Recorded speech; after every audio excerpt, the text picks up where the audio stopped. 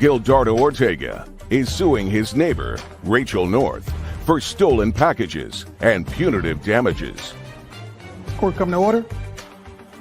Have a seat, please. Hello, Judge. Case number 1181, Ortega versus North. Thank you, Kevin. You're welcome. Mr. Ortega, you and Miss North are neighbors. Correct. You live on the same floor. Correct. How long have you been living in your apartment? Since January of 2021. Where did you live prior to that? I lived in a neighborhood in West Hollywood with a roommate, not too far off. For how long? Maybe a couple months, not a whole lot. Where were you living before that? I didn't really have an address. What does that mean? I didn't have a home. So you were homeless? Yeah. So you were homeless for a long period of time. For 2 years. Then you moved in, you had a roommate for a couple of months. Mm-hmm. And then you moved in January 2021 to an apartment. Correct. Who found you the apartment? Can you look at me? Look Yes, in my ma'am. direction. It's just something that happened in court, that's all. I can't really talk about that part. Well, some things become important.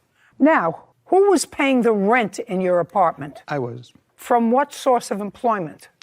I got a settlement. Okay. How long have you been living in your apartment? 17 years. In the 17 years that you've been living in the apartment complex, have you ever been arrested? No. How old are you? I'm 46. How many times have you been arrested in your whole life? In my whole life, one time when I was in college. For what? I tried to help break up a fight that my friend was in. Not since college. Correct. Now, Mr. Ortega, it is your claim that the defendant, who's been on your floor for 17 years, is a thief. Correct. And you claim two different things. You only have proof of one alleged theft, and that was, I believe, in May 20th of 2021. Okay, so May of 2021, you're going to show me proof that Miss North stole something from you. Yeah, I have it right here. I'd like to see it.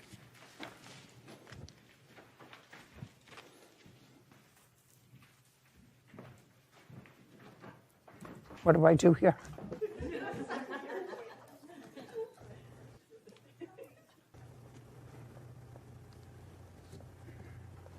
Okay, now, clearly that's from your ring thing. Yes. And I want to show this, Kevin, to the defendant because I don't know what it shows.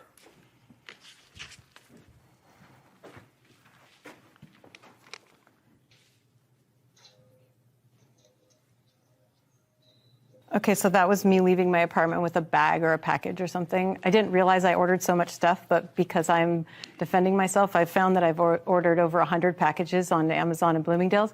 I have to return those things if they don't work out. No, what I'm asking you is, you say that that's your bag, the white bag. I'm walking out of my apartment with my own bag. Okay, so your doors are close, very close together. I have a photo to show you how close they are. I have to walk by his door. Before we get to that, all right, let me have that back. Make sure we've been looking at the same. Your Honor, I also have pictures, if you needed, of her taking that stuff in large. I did not take anything from him, Your Honor. Okay, listen to me, Mr. Ortega. I want you to tell me exactly what it was that you alleged that she took from your apartment that was in the white bag. For that date? No. Look at me. Yes, ma'am. What was it in the bag that you allege she took from the front of your apartment? An order that I had from Macy's. I bought some stuff from Macy's, jewelry mostly. Just a second. Just the date and everything that shows that it was delivered. And it was a lot of jewelry, and I never got that back. I even made a complaint with Macy's, and they were kind enough to send some of it back, which was nice, but not all of it. What do you mean? You made a complaint? I filed a complaint with Macy's. That you didn't receive your merchandise? Yes, that's correct. And Macy's responded? Yes, they responded with me having to file a police report, which And I did. Did you do that? I did. No one I'd ever like to see it. contacted me about a police report. I'd like to see the police report. Yes, ma'am. Your Honor, I have video evidence. Okay. That's evidence of me submitting the police report. No. You filed this report on March 25th. That's correct, ma'am. March, April, May. You just told me that this alleged theft happened May 20th, 2021. That's correct. So how do you show me a police report that you filed in March? Your Honor, I did that because a lot of my packages went missing. A few of them. I only want to see what you filed after May 20th. I've called the police and no one will show up because it's not a life-threatening emergency. We're done with May 20th. How can Now, that be, ma'am? we're done with May 20th. But then You I have will no get proof. justice, and I do We're have done. proof. There's video footage in that. I saw the video. And then there's I asked you. there's my Macy's confirmation that it got delivered on that day, ma'am. That's okay. Yeah. And you filed a complaint to Macy's that you Yes. never received it, and they resent it. Yes, they Yeah, present it. that's but a guess yes. What? She took That- other packages as it. well. Well, I don't know Your that. Honor, Show I me. Yeah, yes. Here's your iPad. Show me she took other packages as well. Sure. I didn't take any of his. She just. Okay. I also have No. complaints Show, about no. doing it to Show my me. landlord. Yes, ma'am. Show me. That's her. And taking Just don't more tell stuff me. in trash bags. Don't tell Yeah. me. She does Take that. my garbage out, Your Honor. Yeah, that's not just that. Okay. There's boxes in that. Okay. And there's also a box there. Mr. Ortega, the other part of your complaint is that your apartment was burglarized. It was And it was burglarized on what date? October 27th, 2021. And she lives right next to me, and she wouldn't even call the police. I didn't have any Just a knowledge second. of this. You were there talking with him. Just a second. Okay, it's just ridiculous. I'm sorry. This is silly. I'm a busy lady and it's wasting my time. October 27th, 2020, your apartment was burglarized. That's correct. And you believe that the defendant was somehow responsible. Yeah. Just don't look at me.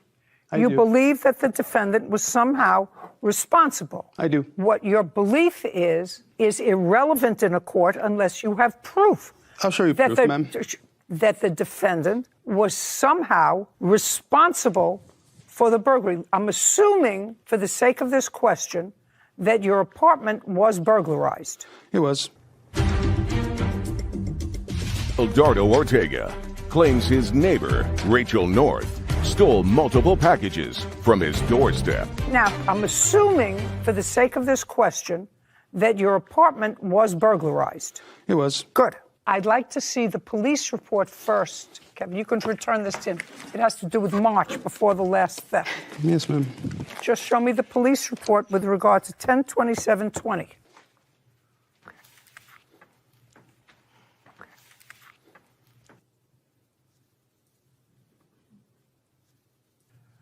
Well, this says that somebody has been arrested for the burglary of your apartment, I assume for the burglary of your apartment. Yes. And that if the defendant is convicted, you may be entitled to restitution. That's not a police report. Let's understand that. That's just a notice that somebody has been arrested. Mr. Ortega, you had to have filed a police report. I did. Show me the police report. That's all I got. Because I had called the police when that happened because she wouldn't do it, knowing that she's there. Why was I supposed to? She's my neighbor. She's so close by. She could have Oh done my that. At God, least. you're ridiculous. Just No. a second. It's not. It's a nice thing to do with a neighbor. You're a scammer. Mr. Ortega, Right. is what you're suggesting, because Miss North is your neighbor, it was her responsibility It's not. to call, just a second, to call the police. Is that what makes you think she was involved in this burglary? No, ma'am, but she also didn't need to be involved in our other neighbor. He obviously goes to her. She's walking by as well. And that's the person. Can I see? No. Yes, ma'am. Can I see what you're talking about? There you go. It's a video. Yep, push. So that's one of our neighbors. There's an elderly person there in gray hair. That's Yes. not her. Your case is dismissed, Mr. Ortega. You have No, no ma'am, case this against isn't Miss fair. North. No. You do it again. You do it again, she's going to sue you for defamation. Do you That's not understand? correct. That's not right, Do you because- understand? I don't care what you think is right or not. I lost my You justice have- then. you need proof. She doesn't like me. She never did I like don't me even from my know move there him. because I I was don't even- homeless. Maybe that's why. And I Wait, lived John. in I an didn't know he upscale was neighborhood. homeless, Your Honor. Court is You're a adjourned. scammer. I'm thrilled. I mean, he's ridiculous. He's a scammer, and she saw right through it. I don't think it's fair. I've had packages stolen. Everybody's had packages stolen. I don't even want to live there because it's so horrible to live there. I'm not a criminal. I'm not a thief. She's going to be stuck with me, I guess, for a while. That plaintiff seemed a little off to me in his explanations and even in the suggestive video footage. Something just felt off. But there was certainly no proof she was involved in any Yeah. burglary or theft of packages of his. And it's not a crime to walk in and out of your own apartment. But he's got it fixed in his mind, and that's frightening to live next to that. Case number 1173, Bourbon versus Maine. Please step forward.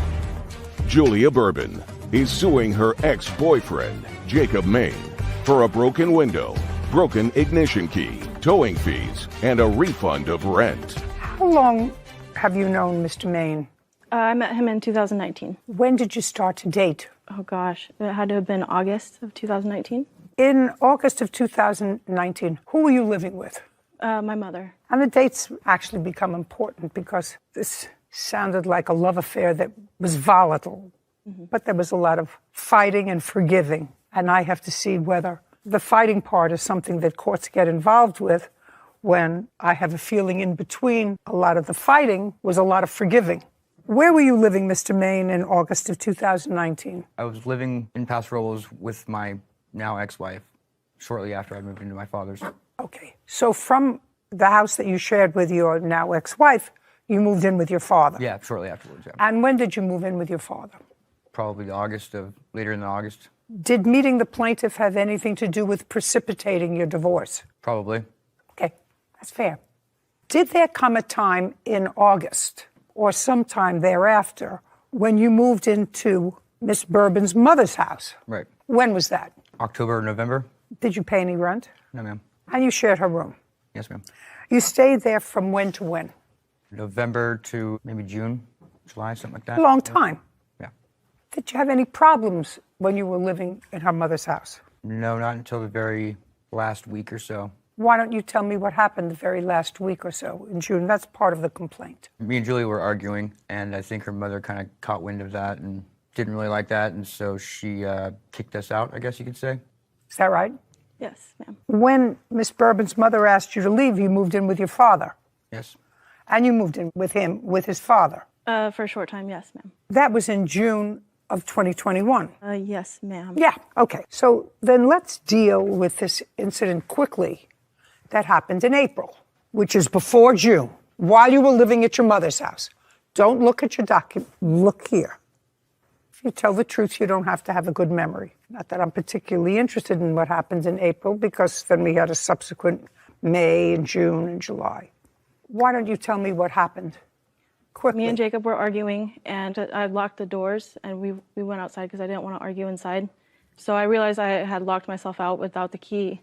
So I went and I climbed through my bedroom window to get access to the house. And as I was closing the window, he slammed it back open and it shattered. Had the situation resolved? No, it hadn't. Well, what were you going inside for? To unlock the door, the front door, to get back in. To let you both back in? Right. So the situation had somehow resolved because you went outside so that your mother wouldn't hear you yelling.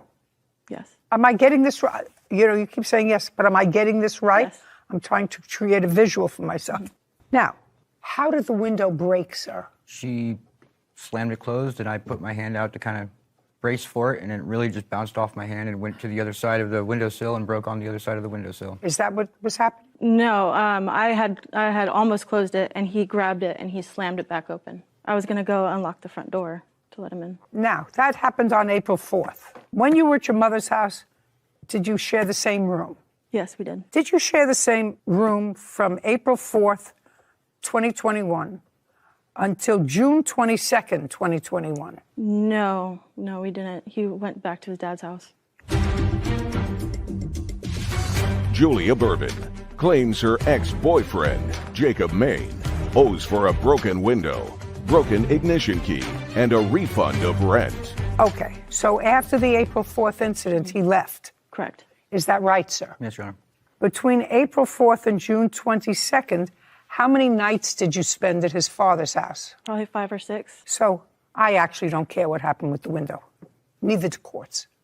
It's a word called condonation. It means that if something happens and you had a big fight, and then you get together and you snuzzle together and you sort of make up, we don't go back into history. That's not what courts are for. June 22nd, Jacob informed me that his dad was moving, and did you want to move into the house? Yes, he offered. And it sounded like a reasonable idea to you. You were still in like with each other. Yes, Your Honor. Still hoping to make it work. So according to what I read, your father was supposed to move out, you were supposed to move in and split the rent with him. Correct. And you gave him $350 in rent. $310. Did you ever move into his father's house with him? No, I did not. Okay. You said there was an incident in July, on the 26th of July. Do you want to tell me what that incident was? Sure. We were in Lemoore, California, and we were arguing. And Where? In my car. I had pulled over into a Best Buy parking lot because I needed to get away from him just to cool down. And when I got out, I saw him reach for my ignition, and then I got back in the car and noticed that my ignition key was broken. He didn't admit to it, but I mean, it was broken. So it cost me $414 to replace from the Mercedes dealership in Fresno. And also, since my car wasn't in a legal parking stall, it was towed. So you pulled into a parking lot, parked in an illegal spot, key was broken out of the ignition, and the car was towed, and you want him responsible for that? Yes, because Okay. I wasn't able to move my car because my ignition key was broken. Was July 26th the last time you saw each other? No, When was the last time you saw each other? about a month afterwards Where was that? at his dad's house. So you went there. Yes, I did. What time did you go over there? I would say about 6 p.m. Tell me about that visit. He had promised to pay me for all of the things that he owed me for. And so I went to his house because I didn't have his number. Okay. What happened, sir, when the plaintiff came to your house? I mean, what happened with that was she pulled into the parking lot and then she got out of the car. So I reached over to turn the ignition off, and it's not like a key, it's like a chip that you put into the thing, and it broke off. So I said I would pay, for that. It was my fault. But before that, she broke into my house and then destroyed all my clothes. Now, you've just acknowledged to me that you did break off whatever key was. Whitney, did he say it was my fault? I thought he said it was my fault, which is a good thing. Unintentionally, but yes. Unintentionally, but it was your fault. Right. Yeah, he said I would pay for that. It was my fault. $414. Okay. What happened a month later? You went to his house at 6 o'clock and? I waited for about 20 minutes and I saw him walking up and I said, "Hey, do you have any money that you can pay me for the things that you broke?" And he said, No, I'm not going to pay you for any of that. And so I said, well, that's not right. And then I left. Did you go to his house and cut up some of his clothes? No. All of my clothes. No, I did not. Did you ever discuss with him the fact that his clothes were destroyed? I did, but it was in December. Just a second. The answer is you did. Yes. When did you discuss with him that his clothes were destroyed? I don't agree that I cut up all of his clothes, but the incident that he's referencing happened in January 2021. Tell me what happened. I discovered that he was cheating on me, and so I went into his house. I didn't break in. You discovered that he was cheating on you, and you were angry. Yes. So you went into his house. And I cut up some of the clothes that I had bought. Tell me what you cut up. An Alabama shirt that I had bought him, a pair of pants that I paid for, and some underwear. That's it. What was the discussion that you had with him with regard to replacing the value of these items? There wasn't any discussion about it. Well, you said there was some sort of discussion that you had about the clothes. Yeah, well, he just accused me of cutting up all of his clothes, but we didn't agree. We didn't talk about me replacing it. What did she cut up? Everything. Where did she leave it? Right there in the middle of the floor. On what date? 2 weeks after, maybe 2.5 weeks after she paid the $310, and then decided not to move in. Well, that hissy fit's going to cost $310 because that's part of your lawsuit. You can't go into his house and cut up his clothes. That's a no-no. And you, sir, have already acknowledged that you owe her for the broken key. It was an accident, but your fault. Indeed. And I've already decided that there was condonation with regard to the window incident, which after the window incident, which I don't really understand why you would want to go out of the house to have an angry discussion when you could do it privately inside the house because your mother wasn't there. So I'm not following that whole thing. But afterwards, you made mufki pufki for a couple of months, so I don't care about the window. But the $414 you acknowledged that you owed her, the $350 you did pay for rent, you never moved in, you're still living there with your father, you can't cut up his clothes, judgment for the plaintiff in the amount of $414. We're finished. Goodbye. Good luck. Have a happy life. Court is adjourned. She stole my phone and really had nothing on it. His phone. I saw his phone. And then she kept arguing. He denied it. Could have settled it out of court, I guess. You know, the concept of condonation was a term that was originally, I think, taught to us in the context of being married. I think there might be some hesitation about teaching this idea in law school, just because if courts don't get involved in those minor issues while they were still cohabitating, I think they can circumvent wrongdoing and not take accountability if they say, well, we slept in the same bed after that incident happened, so courts won't even look at that. You don't want to discount the negative interactions that people have living together or not, but we can't get involved in every squabble. It's sort of interesting because in one respect, you are saying wrongdoing is being rewarded. As long as you're sleeping in the same room. As long as you're sleeping in the same room. But if it were an important enough incident, yes, there is some abusive behavior that is important. When you have that and you break the relationship and you pursue a remedy, I think that remedy has to be taken seriously. Mm-hmm. Common sense, that's what the law's supposed to be. It's supposed to. Jessica Leger is suing property inspector Keith Schlescher for the cost of 2 wedding rings that could not be resized. Court come to order. All rise.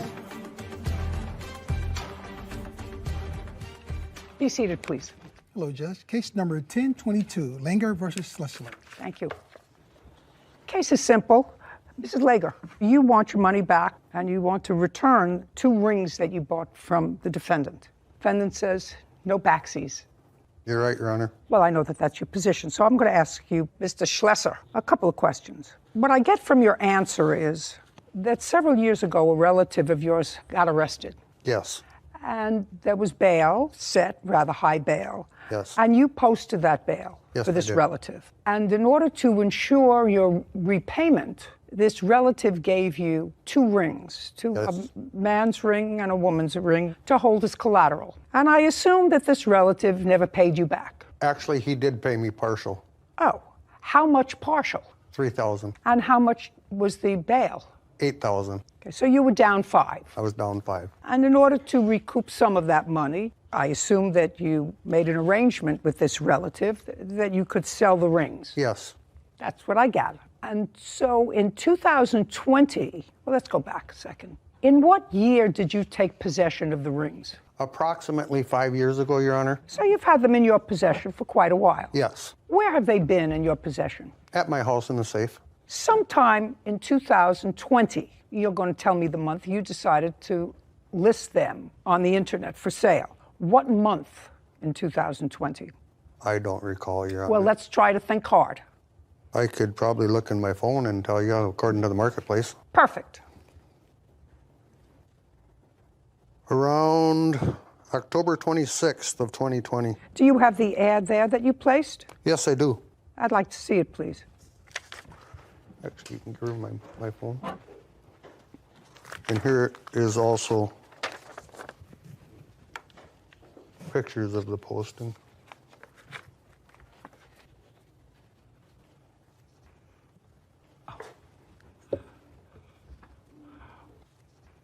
So you listed them for what, $4,500? I listed them, Your Honor, for $5,000. Well, this says $4,500, October 26th. I had reduced the price, not knowing what the value was. Just listen to me. Let's not editorialize this. You listed them for what price? The original marketplace list was for $5,000. Okay, and just a second. And when was that? Approximately 2 months. Not approximately. I asked you a question. I said, what did you list them for? And you said, I'm going to show you. You said, I listed them on October 26th. October 26th, it says $4,500. I want to know how long they had been on Marketplace. When did you first list the rings? I don't know the exact date, but I would say probably 3 months prior to that. Okay, so maybe sometime in July Approximately, yes. of 2020. You listed them for sale for $5,000. Yes. And then in October, you reduced the price to $4,500. Yes. And nobody bought them. Right. On what date did you contact the defendant? April 5th of 2021. of 2021. So now they've been on the market July, August, September, October, November, December, January, February, March, April. 10 months. Yes, Your Honor. Without so much as a nibble. No, I had different bites, but people that... Show me on here where you had bites. I'll have to have the phone. It should be right on here. Different ones that contacted me. Oh, Dale. Right there is one of them. But to see all of them, Did anybody offer you a firm price for them no, prior to the plaintiff offering you $3,000? no. Okay. So, what? He actually had them listed for $3,000 when I first. May I see it? Do you have it? I don't have it saying exactly 3,000, but I do have in our messages. He did change the price, and it does say right here that he changed the price on it. May I see that? Mm-hmm. Did you reduce the price to $3,000? I did, Your Honor. Okay. In what month did you reduce the price to $3,000? Right before I had them appraised. Listen, you're editorializing to me, sir. I just want the month and day that you reduced the price to $3,000. Right before she contacted me, probably a week prior to that. You contacted him on April 5th. When you contacted him, you had seen pictures of the rings online? I did. Were you getting married or were you married? We were about to get married. So this was a big purchase for you? It was a big purchase for me. Is it your first marriage? It is. We've been together for 20 years. Oh, well. Yeah. That's nice. Takes a deep breath. So, yep. Look happier. Oh, he's happy. Oh, is he happy? Oh, he's happy. Is he happy? He should tell his face.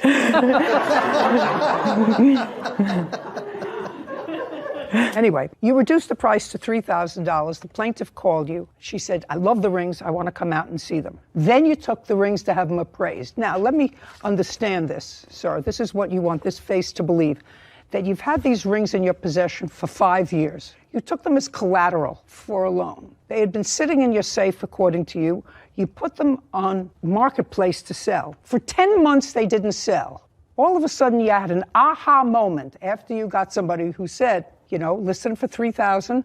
I will pay $3,000. I just want to come out and see them. And then you decided to take them and have them appraised. That's what you want this face to buy. Yes, Your Honor. Okay. All right. Well, good for you. Accusing Keith Slesher of selling her 2 wedding rings, falsely claiming they could be resized. Now, you took it to an appraiser, a jeweler. Yes, Your Honor. And without having any conversation with me, do you have the appraisal from the jeweler? Yes, I do, Your Honor. I'd love to take a look at it. Thank you.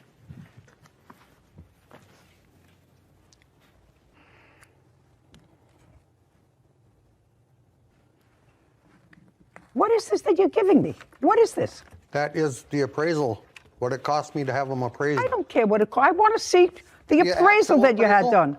I want to see the appraisal, not that you took them. I am looking for the copies of it that I have, Your Honor. In my contract, I wasn't going to give them the originals until the balance was paid.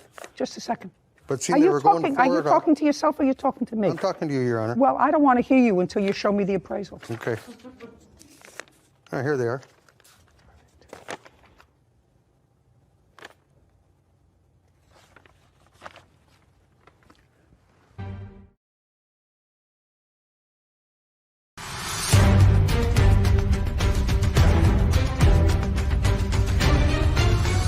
Jessica Leger is accusing Keith Slesher of selling her 2 wedding rings, falsely claiming they could be resized. Now, you took it to an appraiser, a jeweler. Yes, Your Honor. And without having any conversation with me, do you have the appraisal from the jeweler? Yes, I do, Your Honor. I'd love to take a look at it.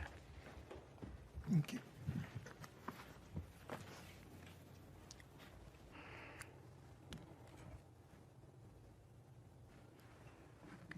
What is this that you're giving me? What is this? That is the appraisal, what it cost me to have them appraised. I don't care what it costs. I want to see the appraisal that you had done.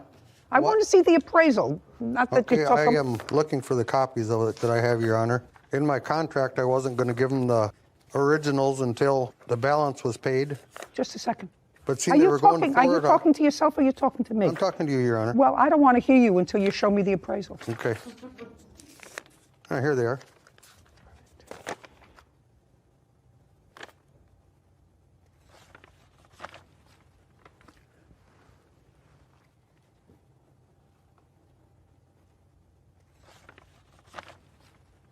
Okay, so now you take them and you have them appraised by this jeweler. They're not GIA certifications of the diamonds. They're a jeweler's evaluation of what these little diamonds were. And then you call her back and tell her that the price has changed to $5,000? I messaged her back and told her, before you drive all the way down here, I have had them appraised, and they appraised at a lot higher than what I anticipated, that I couldn't sell them for $3,000, that I wanted $5,000 for them. And she said all she had was $3,000. So at that point, I said that I would consider working with them. If they were that adamant about the rings, I would let them make payments to me. Can you explain to me why, in the 5 years that you had these 2 rings, you haven't had them appraised before you put them on Marketplace, before you tried to sell them for a year? I mean, you don't appear to be a stupid man. I'm not. If you have a product and you are unsure of its value and it's not your specialty and you want to put it up for sale, the idea is, whether it be a car or a piece of jewelry or a painting, you have it appraised. You go and you have it appraised. You say, well, this is what the appraisal is, and this is what I'm going to ask for it, or this is what I'm prepared to sell it for. Right. That's what a thinking person does, and you don't look like a non-thinking person. You took collateral for this loan that you made to your relative. You got him to repay part of it. You were selling the collateral to cover the other part of it. That all sounds like a thinking person. I have trouble thinking that a thinking person puts something on the marketplace without having it appraised first, makes a deal pretty much on the phone for the asking price, and then takes it to have it appraised. That just doesn't make sense to me. And if it doesn't make sense to me, it usually isn't the way it happens. Okay, but this is not what the case is about. They came on the 6th. The 9th is when we actually went and met him. Okay, so on April 9th, you went and looked at the rings. Now, Kevin, could I please have the rings? I want to take a look at them. Thank you.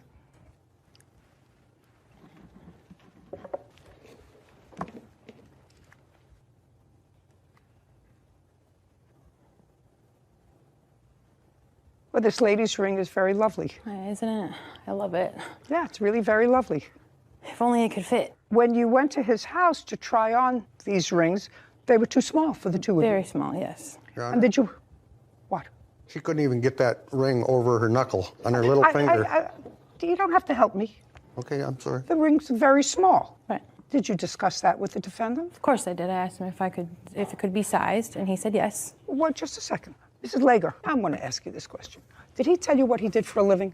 No. So you're going to buy a pig and a poke from somebody without really an appraisal, because you're not getting these things appraised yourself before you're committing to $3,000, which I assume is a lot of money for you. Right.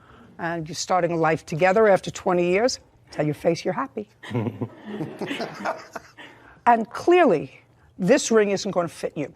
Correct. Why would you ask somebody, what kind of work do you do or did you do? I'm a property inspector, Your Honor. He's a property inspector. He knows nothing about jewelry. Because he just had got them appraised, and I asked him if he knew that it couldn't be. Why would you ask a property appraiser if he knew whether a ring could be sized? Because they were his rings, and I mean, I guess I don't know. If it's property that is somewhere within his realm of expertise, I could understand it. But you're asking somebody who's selling something that clearly didn't belong to him. I mean, he could just say, I don't know, or no, or I'm not sure. He could have. He could have. And that would have been fine. But what would have been fine? If he would have said no, or I don't know. No, what would have been okay is if you said to him, I will only take these on condition that I take them to a jeweler and see if they can be sized in my size. See, at first I wanted to meet at a jeweler, and he said that would have been fine. But then a few days after we had made that agreement, he just took it upon himself to take them to get appraised, and then... No. You wanted to take them to a jeweler. I wanted to meet him at a jeweler to start with. Yes, I wanted to. Oh. When you answered his ad, did you have a communication with him that you wanted to meet him, not at his house, but at a jeweler? Yes, to start with, yes. Yes. Was that by text message or phone? It was message. I'd like to see it.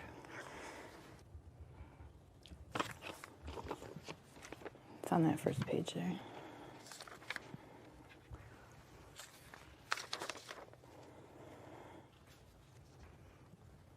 Well, you say in one of these text messages, sir, she asks you what the sizes are.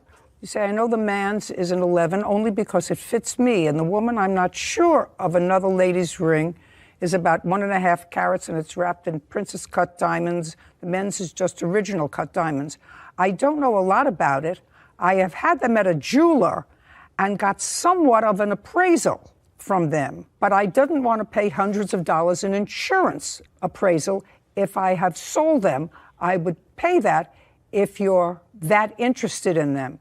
And she says to you, we could meet at a jeweler. You don't need to spend extra money.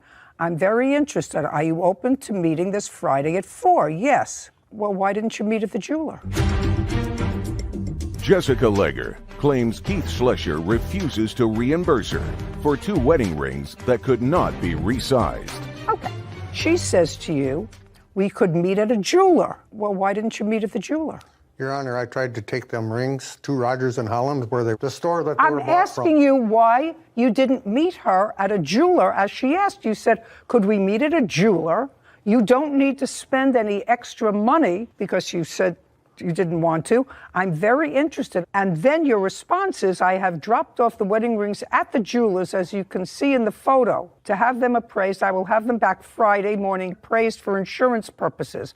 My question to you is, sir, she asked to meet you on Friday at the jeweler's, which you could have answered all the questions, whether the rings could be sized, right? Yes. Whether they had the value of what you say they were valued at. And for some reason, you chose not to do that. For some reason, you chose to go to the jeweler, allegedly, by yourself and meet.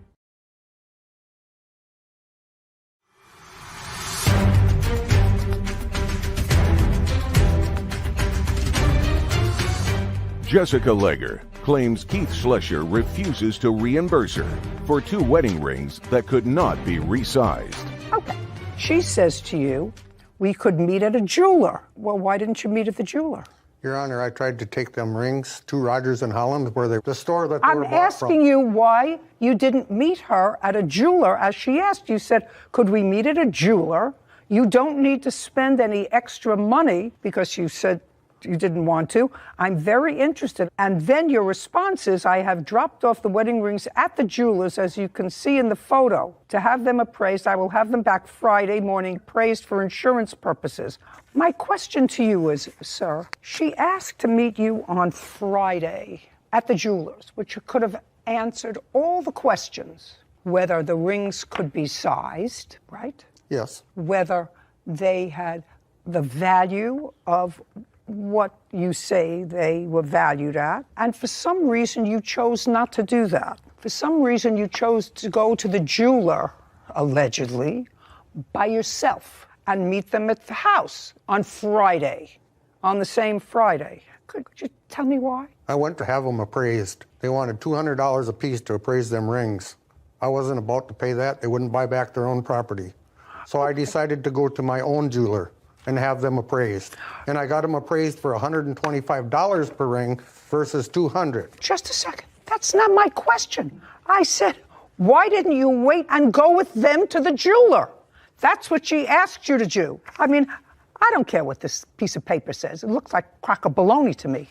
So my question to you, sir, is why didn't you wait to go to the jeweler with them until Friday? Because I guess I wanted to know what they were actually worth. Then you should have done that in the 5 years you had them in your possession. But I also wrote a contract that she signed in an as-is. I'd like to see it. You're more than welcome. Here's the contract, sir. Contract is a contract.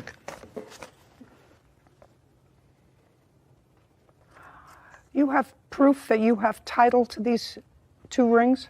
I got a letter from my stepson from him in prison stating that the rings were given to me as collateral. He can only give his ring, can't give his wife's ring.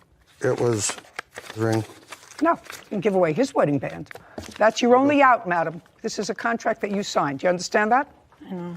The problem is that you took them to jewelers and you can't have them resized. Right. Is that the problem? That is the All problem. right. The rings were given to Mr. Escalada for my bail money. Thank you for your time. I don't care. You wrote this contract. Yes, I did. Do you know that she stuck with this contract? unless I can find a loophole for her, which fortunately I can, because you have to be able to show me title to the property. There are two rings here. There's a man's ring and there's a woman's ring. And your relative, and I'm not going to say, whoever it is that gave you these rings. For the cost of a puppy, vet bills, and emotional distress. Court come to order. All rise. Be seated, please. Hello, Judge. Case number 1168, Ordonez versus Curry Clausen. Thank you. You're welcome. Ordonez, Yes. you bought one dog from one of these gentlemen in 2019. Yes. From which gentleman? I had actually bought it from both gentlemen. Their business, BHB, they presented it to me as an entity, so I paid Ethan and Just a second. Cooper. Your complaint says that in September 2019, I bought a puppy named Dolly from Ethan. Yes. So can we keep it simple and consistent with what you wrote here? It should have been BHB. Well, it's not BHB. BHB is a corporation that cannot appear in court without a lawyer. When they had sold me the dog, they had presented it as a real company. So I had... Can I see the paperwork? Yes. So when I received... Don't say anything. Just give me the paperwork.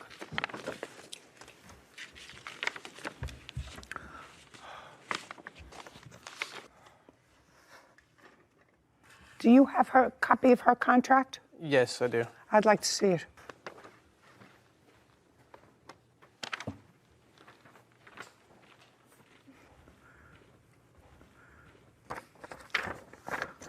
They had withheld the papers, so I wasn't able to see anything. Was Michelle Montfort? It was my married name. I put O on top for Ordonez. But when I paid her off, I should have been given the UKC papers, which I wasn't. Don't tell me shoulda, woulda, coulda. I don't care shoulda, woulda, coulda. This says that you paid $2,000 for the dog. Yes. And 50% breeding rights. Breeding rights. Which meant that... Just not really germane to this case, but it means that if you breed the dog, that I assume that whoever is Ethan, yes, that would be you, you have 50% breeding rights, which means that you get to breed the dog once and she does, or you get 50% of the litter. What does that mean? So it means I would split the stud fee with her, go half with it, and then I would get half of the litter. So let's say she had 10 puppies, I would get 5 and be able to sell them. Well, you have to make that clear. That's Okay. That's not what this means to me. With regard to Dolly, and you still have Dolly. Yes, I do. Yes, we're going to get rid of your counterclaim because your counterclaim is for the return of a co-owned dog, right? Yes. You don't co-own this dog. This is not a co-ownership agreement, so that takes care of your counterclaim. There's nothing in this contract that suggests that you co-own the dog. Good. Now, Dolly is still alive. Yes, gladly. This is, your last name is? Curry. Curry. And are you partners? Yes. You also sold the plaintiff a second dog. Yes. That wasn't in 2019, that was in 2021. Yes. And you two became friends. We've been friends for a long time. How long? I want to say since I got Dolly, maybe a couple months before that. 2019. Yes. That's a year and a I was half. approached by the defendant to buy a dog as a friend. You bought another dog? Yes. From him. Same breed? Same breed. And they're? From the same kennel. It's actually his long No, just tell me, what kind of dog is it? Oh, it's an XL bully, American bully. Is that a pit bull breed? It's a pit bull mixed with a Staffordshire Terrier. So they're probably about this tall. And they get up to about 160, males probably like 170. Okay. And so now you have two. You have one that's 2 years old and you have a new puppy. Yes. You also... Well, the puppy is deceased. I know that. Yes. Mm-hmm. I know that the puppy is deceased. Well, that's what your case is about. Yes. You became friendly with Mr. Curry. Both of them, actually. Just try not to interrupt me again. Sorry. And you were moving. You were moving with whom? With my children and my husband at the time. How many children do you have? 2 sons. And you had a husband? Yes. And so you were moving from where to where? So we were moving actually into an apartment because our home was Don't getting tell built. me because you were moving from where to where? From my home to an apartment. Were you renting the home?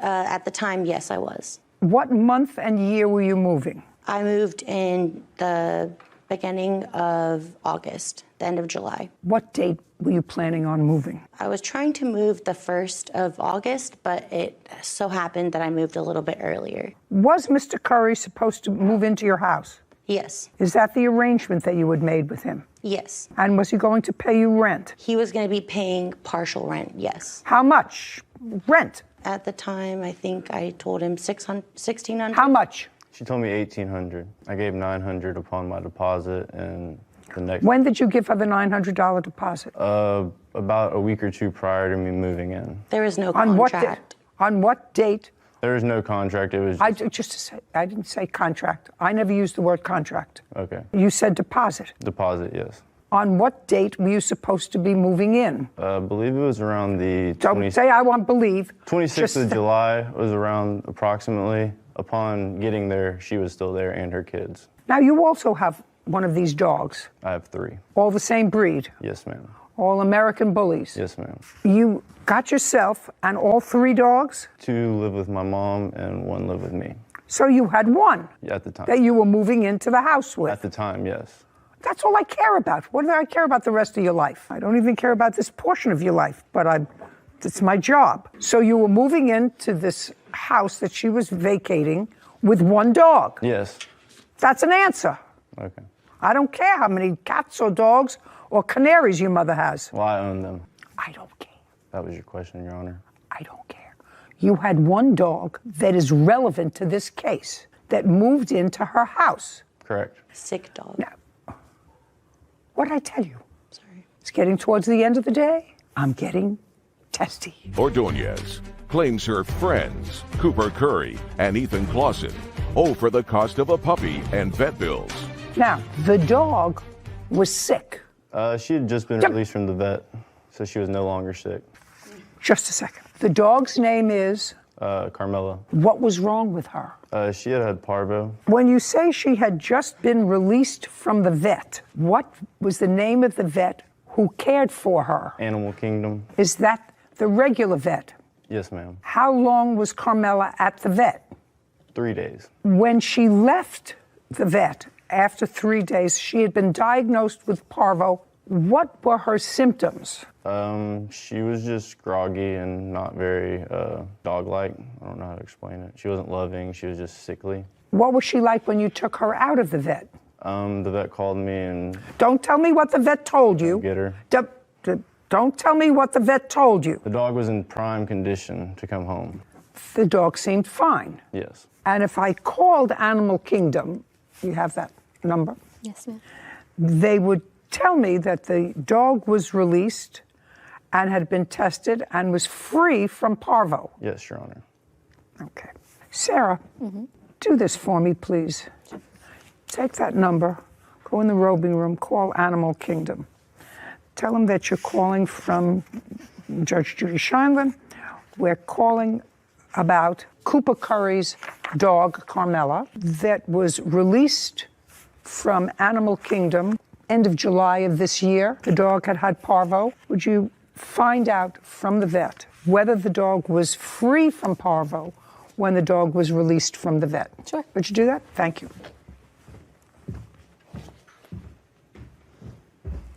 If you have any problem with them, let me know. Mr. Curry was supposed to move in to your home, and you were supposed to be out of your home. We were in the process of moving, yes. Mr. Curry came to your house with his dog. Did you have a conversation with him? He actually came unannounced, and no, I did not have a conversation with him before he came. Did he ever discuss with you that his dog had parvo? He told Look at me. No, he did not. No, Did you? Yes, I did, Your Honor. Yes, he did. I'm going to ask you again. Did he ever discuss with you that his dog had parvo? Make sure I get an answer. Right. No, he did not. Okay. So you have 2 of the same kind of dogs, and you wouldn't have left your dog around a dog that looked sick. Never. That looked sick, correct? Correct. So his dog didn't look sick. No. Played with your dogs? Yes. I even asked him to watch the dog. I know that. Played with your dogs? Appeared healthy.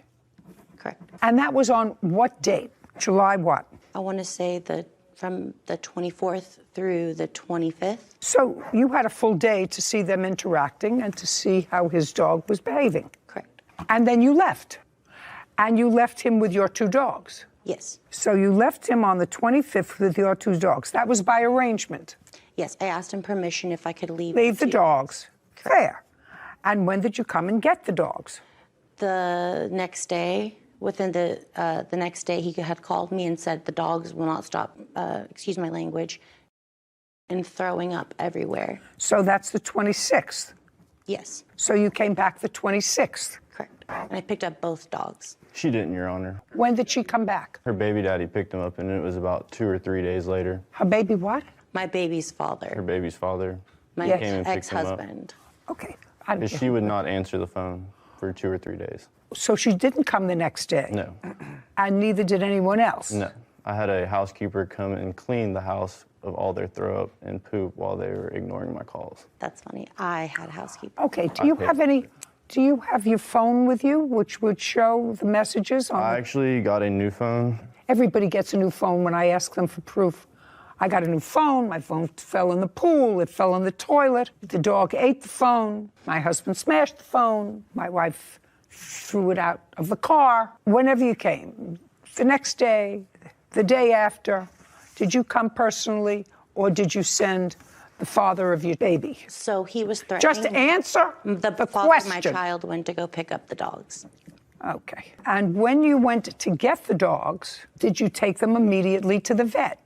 I took them the next day. Why didn't you take them that day? Because I didn't know the severity of what was going on. They looked groggy, but I didn't know exactly if they were sick or not. So I had set up the appointment for the next. Were both dogs fully inoculated? At first, they were just acting like themselves, and then they just started deteriorating.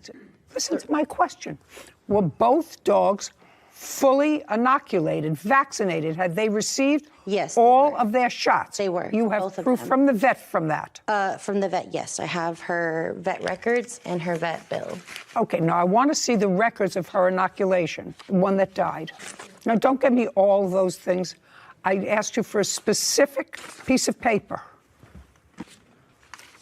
That's that's his vet records that I got from the vet.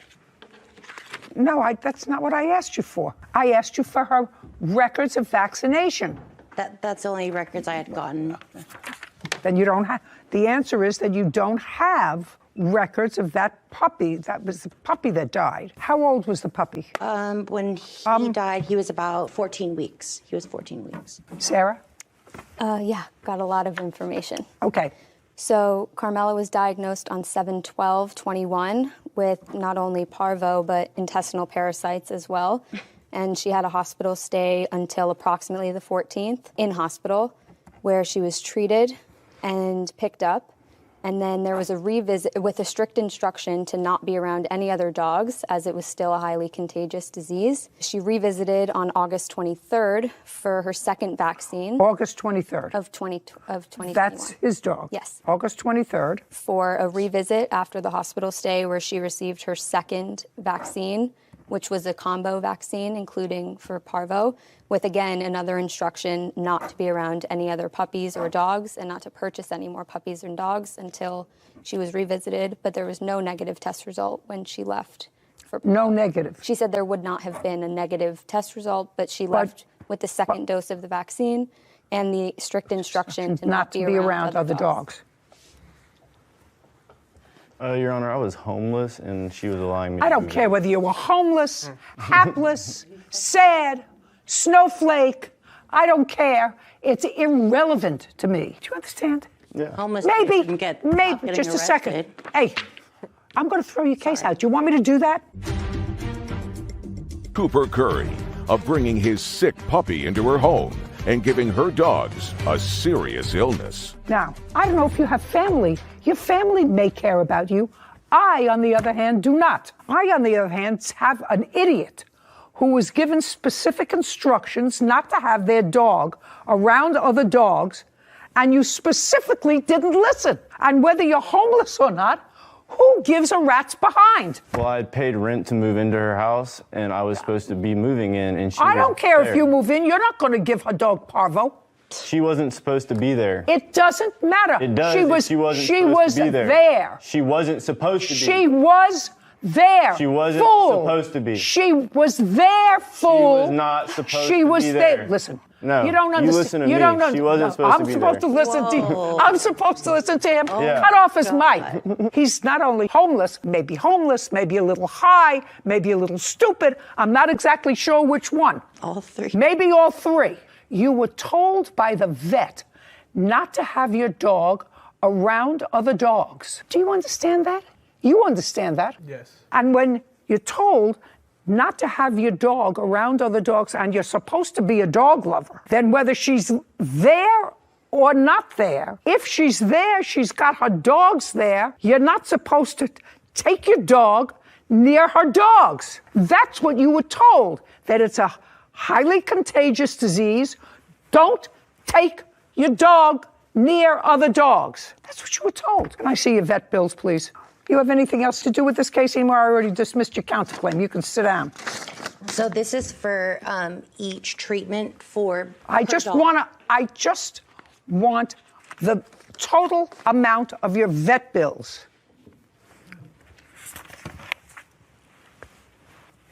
How much did you pay him for the dog that died? $3,000. Wasn't paid off either. How much did you actually pay him of the $3,000? Show me.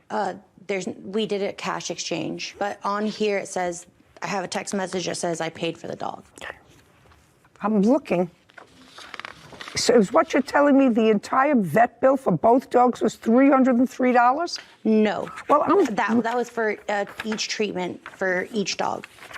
You say for each dog. This doesn't say for each dog. If you call the vet... I'm not calling the vet. Your responsibility is to bring me proof. Right. This isn't proof. You're suing for vet bills. So far, the only vet bill I have is for $303.50. No, excuse me. It was $478.50. Correct. You paid $175. The balance is $303. Did you ever pay them? No. No. So you actually only paid $175. Now I'd like to see the text showing me that you paid him the $3,000 for the dog. I have her papers, or his papers. Stop talking. I asked you for a specific thing. I said, show me the text that you refer to when you say you paid him the $3,000 for the dog. It's not specific on there, but he says that I owned the dog. I can read. You said you had a text. I'm reading it.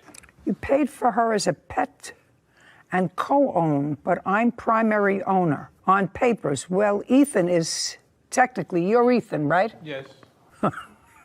So that's you who's writing this. No, it's Cooper actually writing that. I said. Mm-hmm. Yes. You're Ethan, so it's Cooper writing this. So, sorry. Listen, try to shut up. Yeah, you breached the contract, laugh out loud. I've had my attorneys on this all day. Your attorneys, you're homeless and hapless. Okay. $3,000 plus $175, $3,175. I'm also demanding her papers because I had paid for her and I never received her papers. I'm not dealing with papers. First of all, you only need papers for a dog if you intend to breed her. Correct. Right? Yes. And you don't want anything further to do with them. Right? Never. So I would have her neutered. That honestly, that's a very good idea. That's what you say in here. She's a pet and I want to, so that's what I would do. So you don't need papers for her. $3,175. Judgment for the plaintiff. We're finished. Thank you very much. Thank you. Court is adjourned. She knew my dog had parvo. She knew my dog wasn't supposed to be around dogs. She just lied to the judge about that. I would have never let him in my home if I knew he had parvo, or the dog had parvo. By letting me come into a house with a sick dog and her knowing it, that's negligence on her part. You know, I opened my doors to him and he opened his parvo disease onto my animals. She never came through to get the dog. I don't know why she said 1 to 2 days, because it was more like 3 to 4. You know, justice is going to come either way. If it's not from me, it's from someone else. The vet was very helpful on the phone. I asked her if he took the dog discharged with a negative test, and she said, well, that's not exactly how that works, and explained to me how she gave strict instructions on both occasions that he brought in the dog to not have that dog be around any other dogs because it's highly contagious. And not only that, but also she said not to purchase any new dogs for him to acquire any more dogs due to the contagious nature of the disease. So, very helpful. You know, sometimes in the past I would have made that call myself. I have to tell you, it was delightful for you to get that information and be able to convey it to me. And decisive, actually. Yeah. Very decisive. You know, one would think if you're discharged from a vet's office that you're okay, but clearly not. Just discharged from the hospital stay that she was in. The dog was in the hospital? She said around 2 or 3 days, but that it was a fairly young dog, so that she recovered quite quickly from her symptoms. However, that did not take away from the contagious nature of the disease. Sad. Well, one puppy died. If you can't take care of yourself, don't get a 160-pound dog. Good advice. He's suing his neighbor, Deanna Hale, for vet bills and emotional distress. Court come to order. All rise. Be seated, please. Hello, Judge. Case 1062, Marshall versus Hale. Thank you. You're welcome. Mr. Marshall, it is your claim that the defendant's dog injured yours. Your dog was ultimately euthanized. Yes. You want the defendant to be responsible not only for the vet bill, but for the emotional trauma that the attack caused on your child. Yes. You two are neighbors. Yes. You have a Chihuahua. Yes. Had a Chihuahua. You have a pit bull. Yes, ma'am. How old was your Chihuahua? 3.5. How old is your pit bull? 11. She'll be 12 on Monday. And you've had her since a puppy? Since she was born. We delivered her in our garage. Is that your only dog? Yes. Ever had any issues with her before? No, we have not. There was confusion about an issue, but it was worked out because there's a dog that lives on the opposite corner that looks exactly like ours, but is a boy and is always free. And so that dog had an altercation with a lady and her dog while my husband and I were out on our porch. So when we saw it, we came out and helped her. And I walked her home, and then my husband was kind of standing back trying to make sure that that dog was gone. Just a second. TMI. Okay. Too much information. This incident happened how long ago? I don't actually know. I just read about because they had a note in here about something, and it said that there was another incident with our dog, but we realized that what they were talking about was when they initially thought it was our dog, but we talked to the officers and they realized it was the other dog. Don't tell me what they realized. Don't tell me. Okay. If he broaches that subject, I will address it. Okay. Tell me on what date this incident occurred, sir. On May 18th of 2021. What time? Around 4:30, 5 o'clock. Who was walking the Chihuahua? My daughter. How old is she? 10. Where were you? Right next to her. What are her special needs? She has Down syndrome. She has a speech impediment, and she has a stent in her heart. So. Before this dog, which was 3 years old at the time, did you have another dog? I did. What kind of dog did you have? That one was a terrier. What happened to that dog? Well, due to my wife and I, our addiction in the past, we lost that dog when we lost our house and our daughter. But when we got our stuff together 5 years ago, we ended up getting my daughter another dog. That Kitty, the one that we had to put down. Was your daughter living with relatives or in foster care? My daughter, she was in foster care, yes. For how long? About a year and a couple months. Glad to see you got it together. Oh yeah, thank you. I'm happy. Yeah. Okay. Tell me what happened on May 18th. Like always, my daughter and I, we walk her dog every afternoon, and she was walking the dog down the street, and then all of a sudden we seen a brown pit bull come from the defendant's backyard, and there's no fence, so the dog just came charging out. My first instinct was to grab my daughter, so I grabbed my daughter and turned her around and put her behind me. And I grabbed the dog's leash, and Kitty's in a harness, and I pulled Kitty up real hard so the dog doesn't get her, but Kitty flew out of her harness. And the dog came and grabbed her and pinned her down on the ground. So she came running out, the defendant came running out with a chain and hit the dog and grabbed the dog and took it off. I grabbed my dog and my daughter and I left. So Miss Hale came out With what kind of a chain? I'm guessing it's the dog's leash because the... Was it a metal chain? Yes. Had you known Miss Hale prior to May 18th? No. You'd never seen her before? I mean, I've seen them because we walked past their house to walk the dog, but other than that, no. I haven't had any conversation with her? No. Okay. And after she came out and got her dog out of the situation, did she actually hit the dog with the chain? Yes. How many times? Just once. And then what did the dog do? And then the dog let go, and then she grabbed the dog, and then I grabbed my dog. And then I grabbed my daughter and I left. Okay, so you carried your dog? Yes. And how did she grab hold of her dog? She just really just jumped on Miss her. Hale, there's only one attitude here. That would be mine. Agreed. Do you understand? I do. It's all good. Thank you. She just basically jumped on the dog after, you know what I mean, just a quick reaction. When did you next see her? I want to say maybe the third or fourth time we came to try to give them the vet bill. And then that's when she told me that her husband wasn't home and that, you know, she couldn't deal with nothing right now and that to leave the mail or the vet bill in the mailbox. When you say it was the second or third time, when was the first time? The first time was the day that I took my dog to the vet on the 19th. So you took your dog the next day? Yeah, because the first night, or the night it happened, the day it happened on the 18th, we went to the emergency room, but the vet wasn't there. You mean because it was after 5 o'clock? Yeah. So you went to an emergency vet? Yes. What happened there? And the lady, the nurse there, said that the vet wouldn't be in for a couple of hours. So you went home? Yes. And what did you do with the dog? I did what she told me to do, basically keep it wrapped up. And I just let Kitty sit down, and she said, just let her get comfortable. So I let her get comfortable. Was she bleeding from any place? Not at the time, no. And you didn't see any puncture wounds? Oh, yeah, there was puncture wounds. I have pictures of it, too. I'd like to see the pictures. Ma'am, may I see them also? Of course. Oh, thank you. First me. Of course.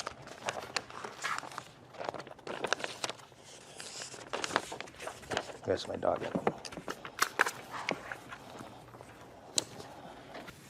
Thank you. Yeah, those are clearly puncture wounds. Would you show these, Kevin, to the defendant? This isn't, there's no wound on... No, it was stuck to the paper. Okay.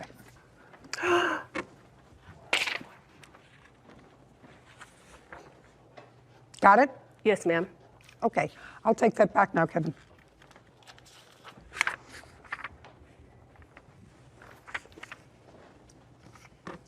Thank you. I only see 2 puncture wounds. I don't see any more. Is that what you saw, 2 puncture? Well, that's all. No, the other 2, I guess, were deep inside. We couldn't get the picture of it. No, but I see 2. Yeah. Is that what you're showing me here? Yes. Okay. Now, you took the dog to the vet and surgery was suggested? Yes. How much did they want for the surgery? It was between $3,000 and $5,000, but they couldn't tell until they did the x-rays. So I had to put up $1,000 just to put her on the machine until I can get enough money to have them go through with the process. And so what was this $845 for? To euthanize.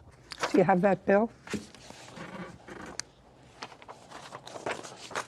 Oh, this goes with it.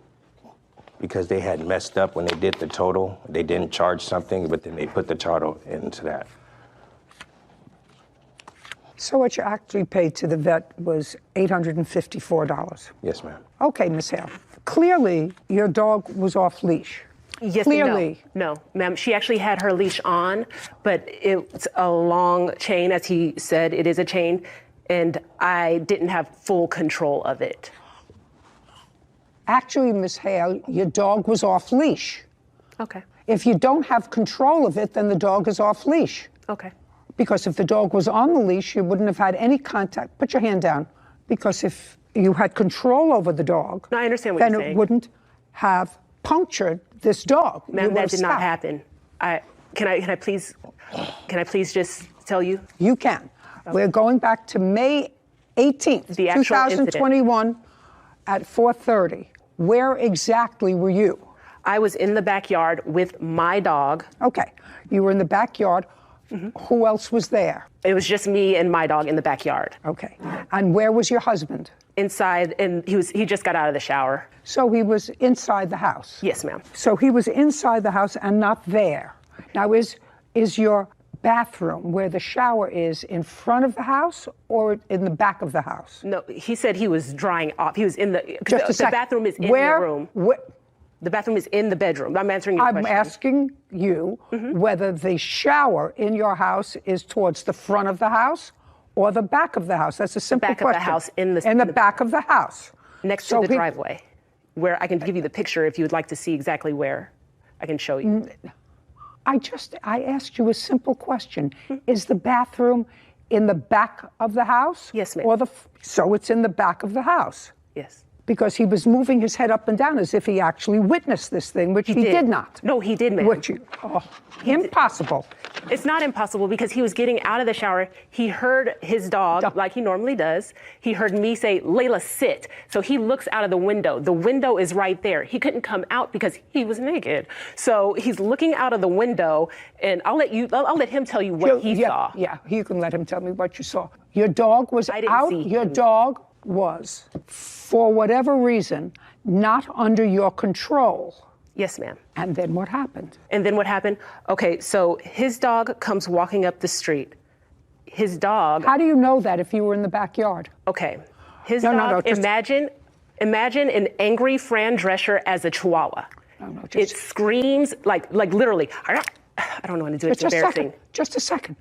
I'm asking you. You said to me, I'm in the answering your question. backyard with my dog. I'm answering your question. And you said he comes walking down the street, and I just want to know how you see that.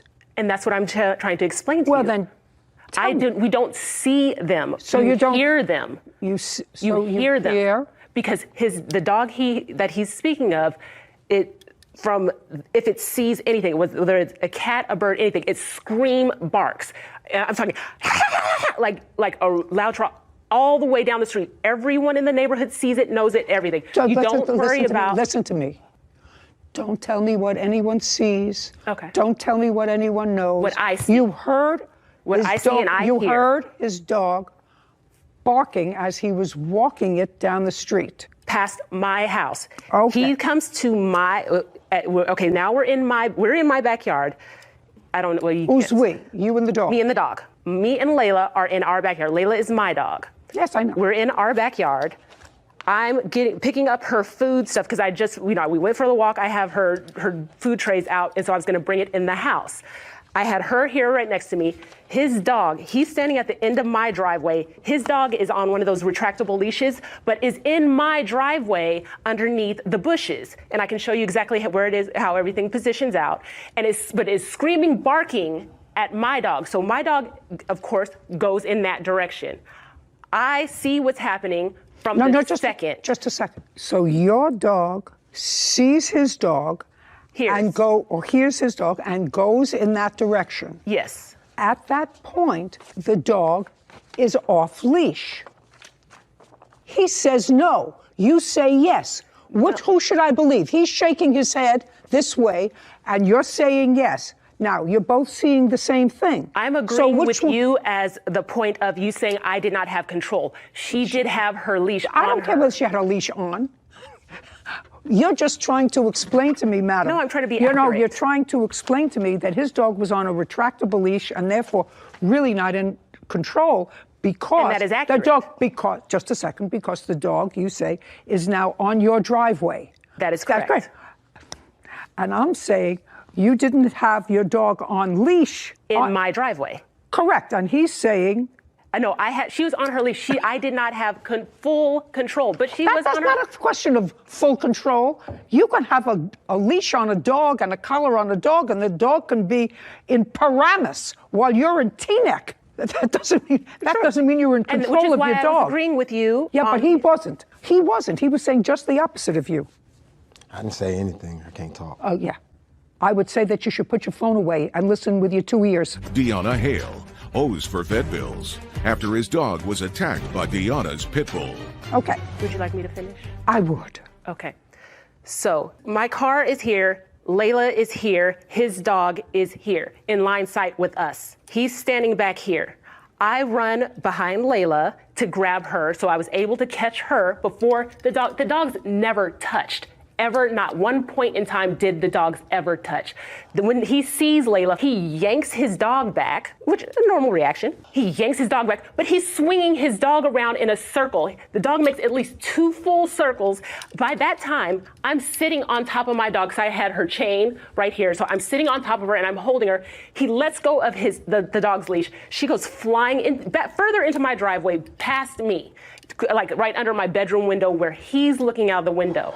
It flies under the window and I'm sitting there, and then the dog is now in my driveway, still barking, but didn't want to run past. Finally, the dog runs past me because I'm sitting. I was like, can you get your dog? And his dog runs to the sidewalk. He walks over, picks up his dog, and then they walk home. I come inside the house, and my husband, he's standing there with his towel. He said, that dog came by again? I said, yeah. He knew nothing. He saw, well, I'll let him explain what he saw. I said, I'm worried about his daughter. I want to make sure she wasn't scared, And I asked him because he's a psychiatric counselor on the child unit. I said, do you think I should go check on her? He said, absolutely. So I go down to his house. I asked the neighbor, I said, hey, the people upstairs that have the screaming dog? And she's like, yeah, I know where they live. And I said, I don't want to go up there. Would you mind getting them for me? She goes up, she gets them. He comes downstairs with his daughter and the dog. I look at his daughter. I said, hey, baby girl, how you doing? She goes, good. She comes over and gives me a hug. Then I look over at him. He won't make eye contact with me, but he's holding the dog, but he has a blanket kind of under it.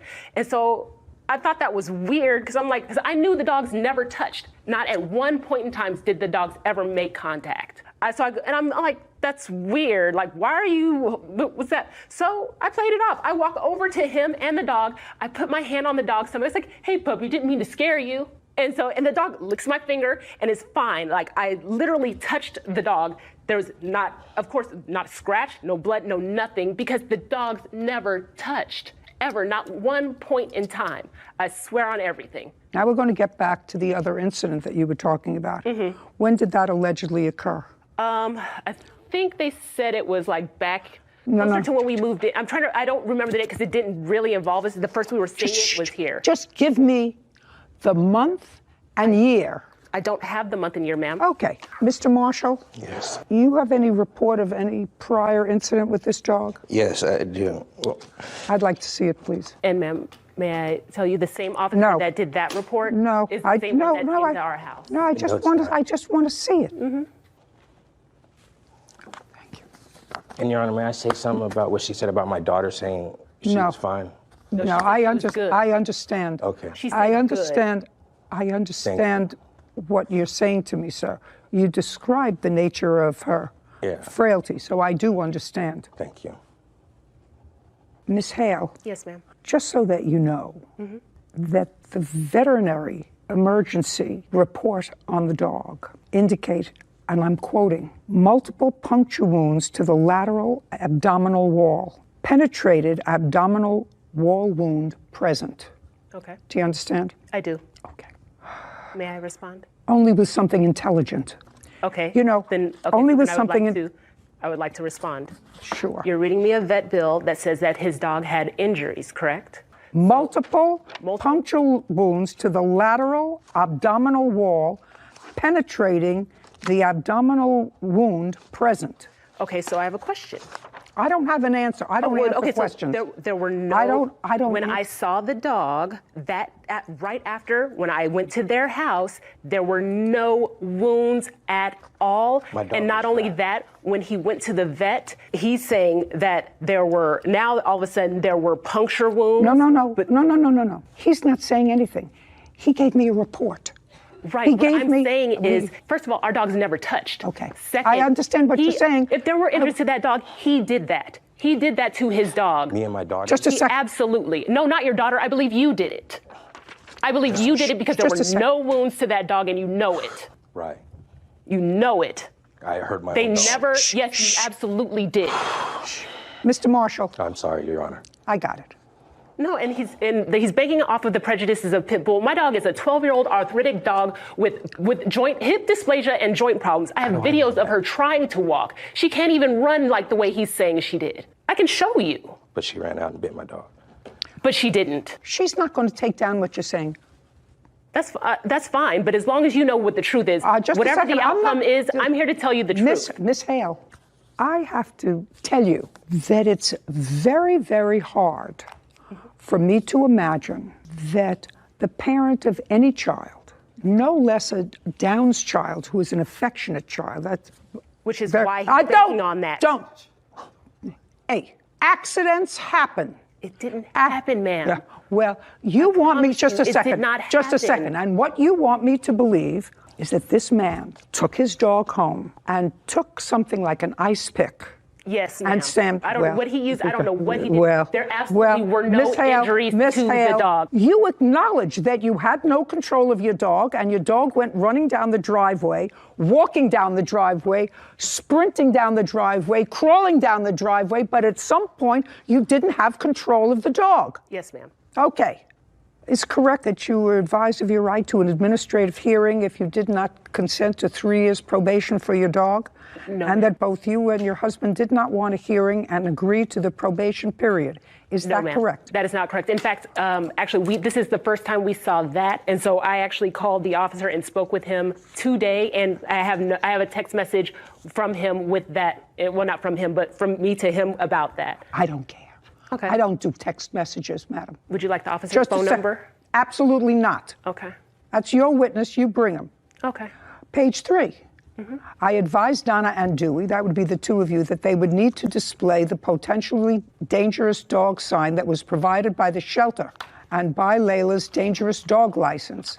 I advised on 3 years probation. I provided Donna with my card and case number and with definitions pertaining to the above laws. I then cleared the scene. Then on June the 2nd, he next says, I spoke to the animal owner, Deona Hale, via phone, who stated that she will be in this week to sign the contracts to obtain potentially dangerous sign and license for Layla. Hale has already been cited for the above violation. Okay, so this is what the officer wrote in his report. First, they talk about a prior incident, which I assume is the incident you're going to tell me, right, with some other dog. I must tell you that when they spoke to your husband the first time about this incident, he says he was complaining that these small dogs are always defecating on his property. Yes, we've had arguments with neighbors about it. Just a second.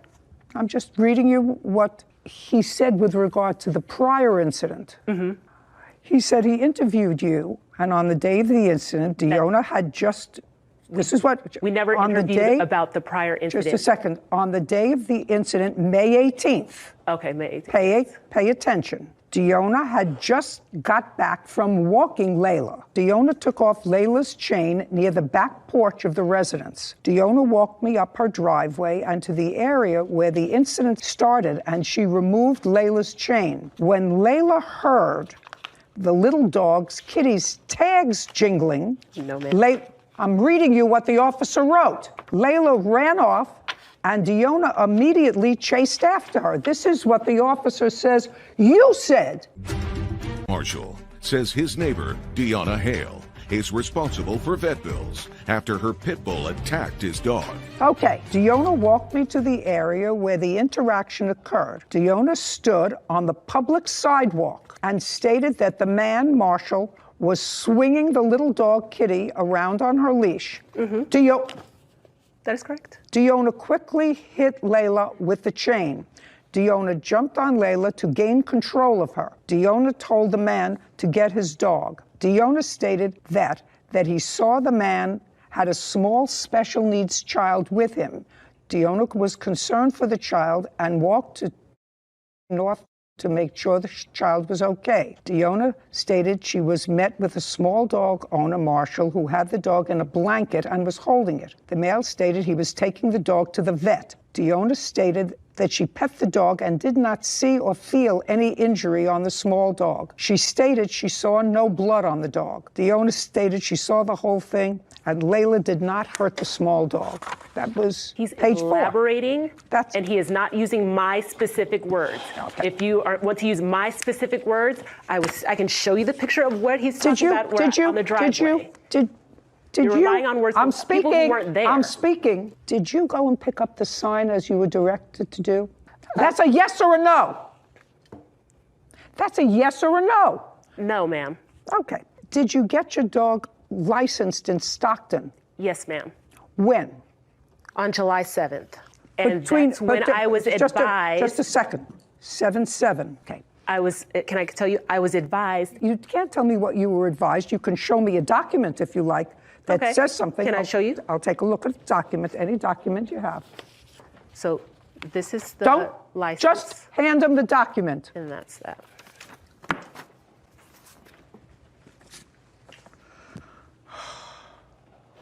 Well, this would be a reminder notice. Violation date is 5/26. Amount due $4,790. What is $4,000 for? Because the way it was explained to me by the officer. No. Did this have to do with the dog? Yes. Did you pay the money? No. Just a second. Because if you look at the paper, it tells you why. I was told by the officer that we can go contest it because we disagree with the entire process. They told us if we got the letter that we were asking about, if we accepted that letter and we signed those contracts, it's saying that we agreed to the terms. We do not agree to the terms because our dog's never touched. I'm just telling you what this says. I understand what it says. This says amount due. And it says that we have to contest $4,790. When are you going to contest this? On February 10th. I think it's on the top of that form. Of 2022? Yes, ma'am. And what's the nature of the violation? No. This incident. No. The nature of the violation has to be you agree to probation and you agree to put signs up on your lawn. But we do not. We do not agree to probation. We do not agree to put up signs. My dog is not violent. The incident that he is saying did not happen. Okay. So I'm not going to sit here and say I'm going to pay $4,000 to a city because somebody else is making up a lie. Just you stay with that story. Somebody may believe you. I'm staying with the truth. Somebody may believe you. I do not. And why do you not? Why do you not believe me when I have proof here showing Just a second. He has proof showing that he took his dog to a vet after the fact, days later. So he's saying that he went to a vet. They told him to go home with wounds? No. They told him to go home with wounds? The dog. He took his dog home. I heard you already. What you want me to believe, madam, is that this man took a... There's no attitude here but mine. Mm-hmm.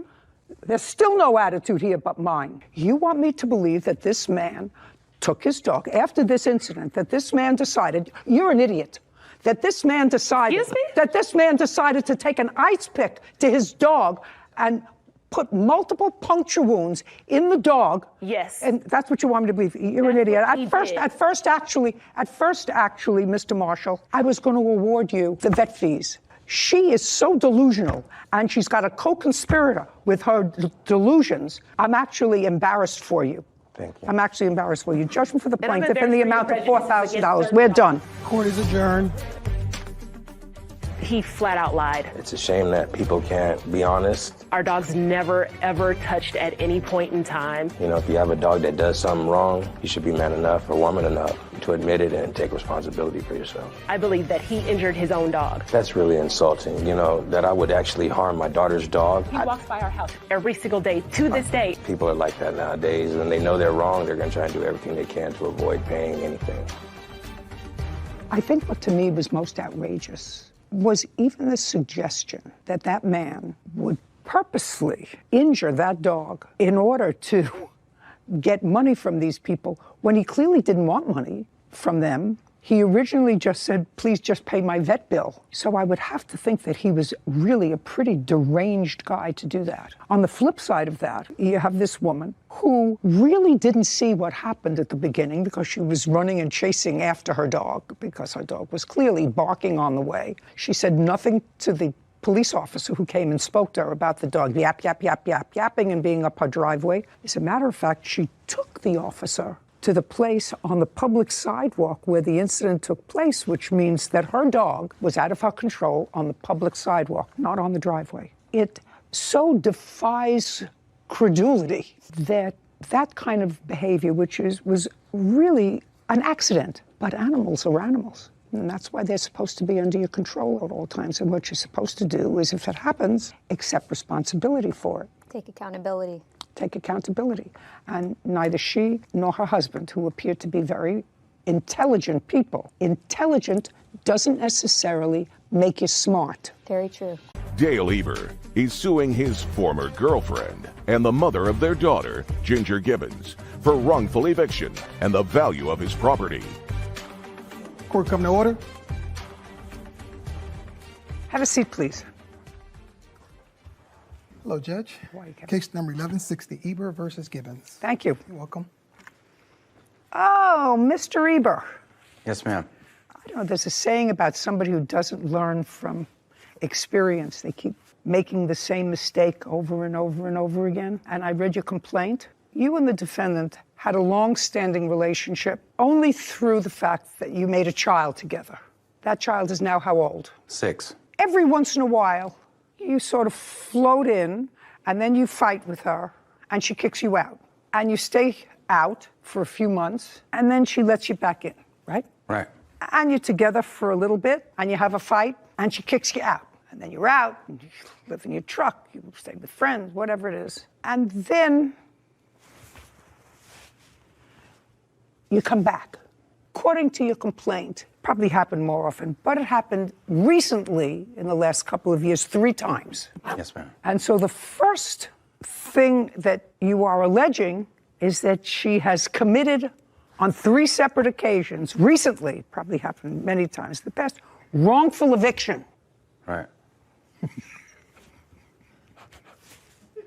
Couple of questions before I actually put the 4th line through this wrongful eviction claim. In any of the recent times that she gave you the boot, were you on the lease? No. How could she evict you if you weren't on the lease? Well, I moved in there with her when she moved in. I lived with her from day one. From day one, what is day one? Give me day one. February of 2020. February of 2020, your daughter was 5, and you were not on the lease. No. And how long did you live there before she threw you out? 3 or 4 months. Okay, then you had a fight. Yeah. She called the police, tossed you out. I called the police. Well, you called the police. She said he's not on the lease. They tossed you out. Right. How did you get back? I was living in my car. I had nowhere to go. So, I mean, Okay, it was so you after were living in your car. You had nowhere to go, and? Well, we had both lost everything in the campfire, so we were, we both moved in there together. When she started collecting welfare, I was still living there and helping, you know. This is much too much information for me, sir. When you moved back in with her, that was after she had thrown you out once. Right. Did you say, I'll move back in with you, but I want to be on the lease? No. No. So that you knew from the first time that if the police were called, she's going to say, he's not on the lease, and he doesn't live here. So you moved back in with her, with your daughter, because your daughter remained with her. Right. In what month? I can't really recall the dates. Well, I certainly don't remember. She doesn't have to help you. And then she threw you out again. Were the police called? Yes, I've called the cops every time that we've had a problem with her drug use. Okay, you called the police. Mm-hmm. I assume that that's a yes. Yes. And when the police came, they told you to leave, and you left. Yep. Yep is a yes. Yes, sorry. And then you went and stayed in your car again. Right. For how long? A couple months. How'd you get back in? The 3rd time I didn't. It was the last time. I bought an RV. Well, so far I know 2 times, so it's only 2 times that she threw you out. There's more than it was more than twice. Let's move on to something else where you might be more successful. Return of rent. What rent do you want? I have evidence right here of monies that I've given her. I don't care what money you gave her. When you paid rent the months that you were living there. Yeah, well, I paid in advance for months. I paid $17.50 at one time. Just a second. In what year? This one was December 31st of 2020, right when she moved in there to help her move in. Good. I mean, with your daughter. Right. Do you regularly pay child support, Mr. Eber? Yeah, this is part of the child support, but she was collecting welfare fraudulently and not reporting the money I was giving her. That's terrible. When did you find that out? When they started garnishing or taking money out of my bank account.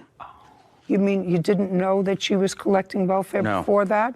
No. How did you think she was supporting herself? I gave her my welfare money. There was $4,800, and I gave her $3,000. You gave her half of your welfare money? Yeah, I gave her most of it. Just a second. Yeah. Yes, I did. Just a second. I need an eraser. Go like this. I need to erase my brain.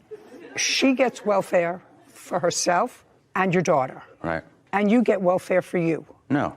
Well, what do you mean you give her half your welfare money? I'm a painting contractor, and then... So I don't understand. Did he say I gave her half my welfare? I'm sorry, you know, some... No, half of my wildfire money from losing... Wildfire! Wildfire money. Was that what he said? I heard welfare. I No, I heard said welfare. wildfire. You have to be careful. Sorry. You see, she's the stenographer. Okay.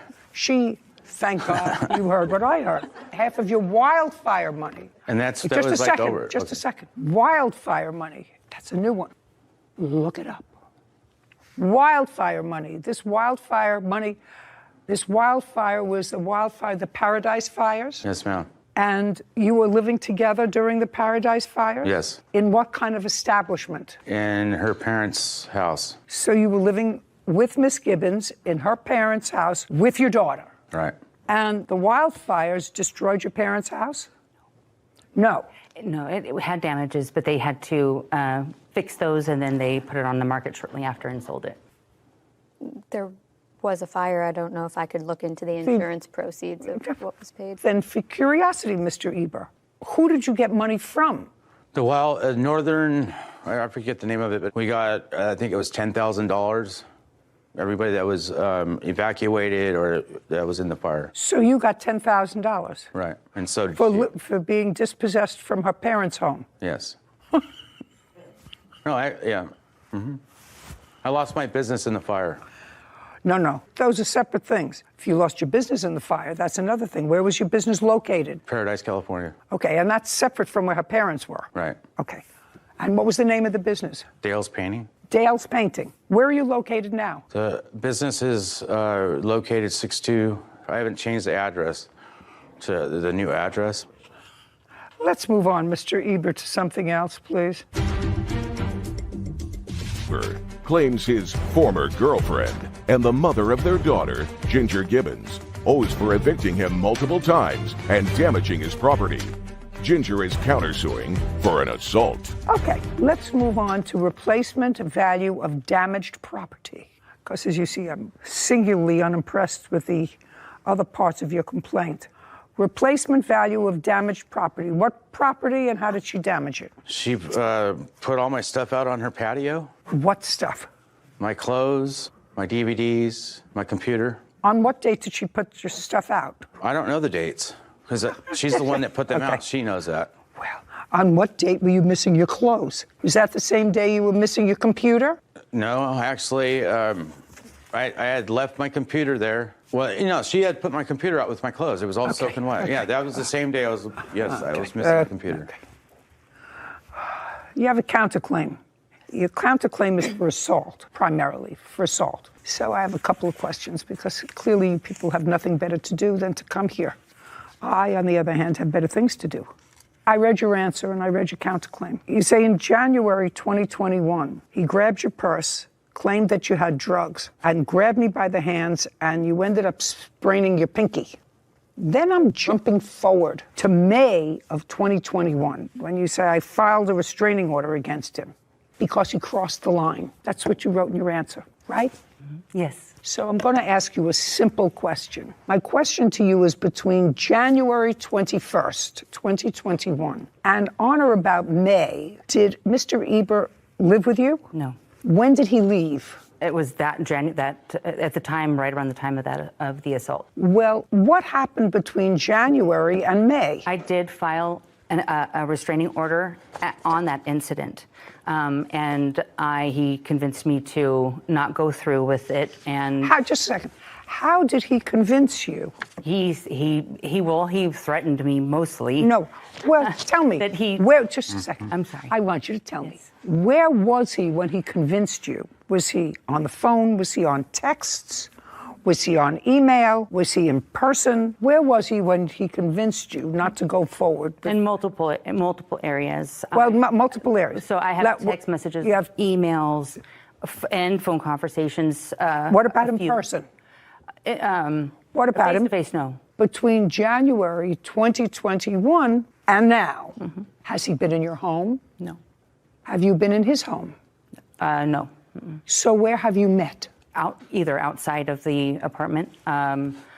Actually, I haven't been able to get him to cooperate with any kind of scheduling or anything like that. He pretty much comes and goes as he pleases. Comes and goes where? Well, I mean, to the house or whatever to see the baby. Actually, he has not been allowed to come around because he, as of May.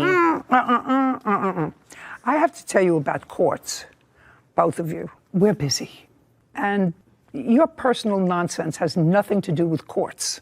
And if you want to have a discussion with somebody about your personal business and how you can't get along, or, go to a counselor, go to Dr. Phil, go to somebody who can negotiate visitation, spend some of your wildfire money on a therapist who can help you negotiate how to raise and co-parent this little girl, because you have a little girl together. Can I address her restraining order? I'm throwing it out. Okay. It's nonsense. The whole thing is nonsense. Your case is nonsense. Her case is nonsense. Courts don't care about it. You can't get along, don't live together. But don't keep torturing each other, because in the process of torturing each other, what you're doing is you have a child who's a baby, who's growing up with two crazies. She keeps letting you come back in. She tosses you out. You come back in. You float in and out. She may act irresponsibly. If you have a legitimate claim with regard to her parenting skills, I do. what you do is you go to family court and you file a petition so that a judge can set a visitation schedule with your child if you want visitation. And if you have a legitimate complaint with her with regard to parenting, because you have a complaint that she is a substance abuser, go to family court and file for custody of your daughter. I got all the papers right here. You've got what? All the papers and proof that she's the aggressive person. No, listen to me. You're not listening. You're floating around in the air. You're in the wrong place. You're in a place where you want money. And what I'm telling you is, if you have a legitimate complaint with regard to her parenting skills, go to family court, where they will not award you money. They will award you custody if you're right. Right now, all you're doing is what my grandmother would say, you're blepturing. You're complaining about her, and you're not putting your money where your mouth is. You want to put your money where your mouth is about a legitimate complaint about her being an unfit parent, and you would be a better parent for your daughter. Go to family court, where you're not seeking $10,000, where you're seeking the right thing for your child. Do you understand? Yes. Perfect. Goodbye. Court is adjourned. I don't know. I guess she's right. I understand completely. Well, it's mainly her substance abuse. I do not have a substance abuse problem. The neglect to my daughter. I have all the love in the world for my daughter, of course. Destroying my personal property, and every time she's thrown me out. Good parents for our daughter. Absolutely. That would be great. Sarah, we talk about this all the time, and it's something that I think I've probably said a million times. You have to love those children more than you hate each other, because that's your responsibility. It's as much of a responsibility for their emotional health as it is to put food on the table. It's just so sad to me that this little girl has to live through this tumultuous toddler period, which isn't going to get better. It's unfortunate. Case number 1148, Castillo versus Signs. All parties, please step forward. Ralph and Raquel Castillo are suing photographer Dirsu Sains for the return of their deposit. Mr. and Mrs. Castillo, who is going to speak for the two of you? I will. She gave you a look. Okay. Better ask again. Who's going to speak for you? I am. Good. To make sure you didn't give me that look. Mr. Castillo, this is your daughter. Yes. And she was going to have a celebration. I think it's for her 15th birthday. Yes. And that has a special name. Correct. Quinceañera. Quinceañera. Tell me about the genesis of that celebration. Why 15? It's a celebration of a transition of a young girl into a young adult. Castillo claimed photographer Dirsu Sains is wrongfully keeping their deposit after their daughter's quinceañera was canceled. Okay. What's your daughter's first name? Victoria. Unfortunately for Victoria, she was celebrating her 15th birthday during the pandemic. Mm-hmm. But prior to that, you had hired the defendant to do the photography and videography for the quinceañera. Correct. In what month was your daughter supposed to celebrate her birthday, sir? April. And you retained the defendant's services on what date? November 15th of 2019. When did you finally retain him? Because you came to a figure, and the figure that you came to with him was $750. When we gave him the deposit. Of $750? $750. And what was the total amount to be? $1,750. Case is a relatively simple one. The party had to be canceled because of COVID restrictions. Correct. And you tried to get a refund from Mr. Saints. Yes. And you were unsuccessful in getting a refund from him. And then it was your daughter's 16th birthday. Yes. And since she missed her 15th big celebration, you thought that the family could now have a smaller celebration in April of 2021, and you asked Mr. Saints if he would take photographs of that. Yes. Where was that held? At our home, it was just myself, my wife, and my daughter. We weren't really getting into having a party. When you called him to come and take those pictures of her 16th birthday, tell me about the conversation with regard to payment. Well, we had asked them if we would be able to get a refund, but if we could work something out where we can maybe get a few photos and maybe deduct something from the refund, since he was having a hard time coming up with the money. And he said, don't worry, I'll take care of you. Okay, so without any further discussion, you had him come to your home and take photographs on... It was actually January. Got it. Okay, so he came to the house in January. What time did you get to the house, Mr. Saints? About 1:30, 1:45. And what time did you leave? It was maybe 3:30, 4 o'clock or so. And during that 2-hour period, he was there primarily taking photographs of yourself, your wife, and your daughter. Correct. When he left, he told you he would provide you with photographs. Correct. Did he do that? Partially. When you say partially, what did he provide you with? 53 pictures and 2 minutes and 53 seconds of video on email. Yeah, that's the way people do it these days. Correct. Okay, so you have those photographs? Not physically. He said that we can go to Walmart and have them printed. Okay. Do you have the photographs? I have some photographs. May I see them, please? Did you go to Walmart and have them printed? We never got the thumb drive that he promised. Just a second. Mr. Saints, did you deliver them a thumb drive? I did not. I emailed all the photos and the video. Okay. Well, these are beautiful photographs, sir. Did you look at all the photographs that he emailed you? Yes. Well, they're lovely, and you look beautiful. Thank you. Mr. Castillo, you were asking for your refund of your deposit. He was at your house for 2 hours. He sent you 53 photographs. He took video. Why would you think that you're entitled to your deposit back? For $750, he came to your house, which means he traveled to your house. I don't know where you live. Where do you live? Corona. Where do they live? Like Maria, it's about an hour. So he had an hour travel time each way. That's 2 hours. And he spent 2 hours with you. In addition to that, he provided you with 50 photographs that I assume had to have some work done on them. Yes. Because they always do. Yes. And he provided you with video. So the man worked for 4 hours and he provided you with a product. Why in the world do you think he is responsible for giving you $750 back? Well, because we only received 2 minutes and 53 seconds of video. And 53 pictures and no thumb drive. Well, how are we going to print up the pictures that you have in your hand without the thumb drive to take the... Listen, I am so challenged when it comes to doing that. I am so challenged. But I know if you send them by email that you can take them in to someone at a CVS. They do that, Mr. Castillo, for old people in Florida. We go in there as if we haven't a clue. We walk in, they say, can somebody help us? We have pictures that are locked in our phone, and we don't know how to work this machine. And some young person comes over, and 1, 2, 3, they shove something from your phone into a machine, and they press a couple of buttons, and voila, out spits out 50 pictures. It's like magic. It's like a genie. And then you say, thank you very much. You give them $20 for their trouble. And that's how you, Mr. Castillo, that's how you do it. You take the email, you take it in, and you say to them, I have this. Could you help me? I'm old and I'm like Judge Scheindlin. I don't know what I'm doing. Could you fix it for me? Is there any way, Mr. Saints, just for my own information, is there any way that you can take this, because he seems to know something, because he said thumb drive. Now, I have heard that term before, and I actually know it looks like a fob or something. Is there any way that you could send him that? I could, yeah. Mr. Saints, I want you to be a saint. That might be easier for him.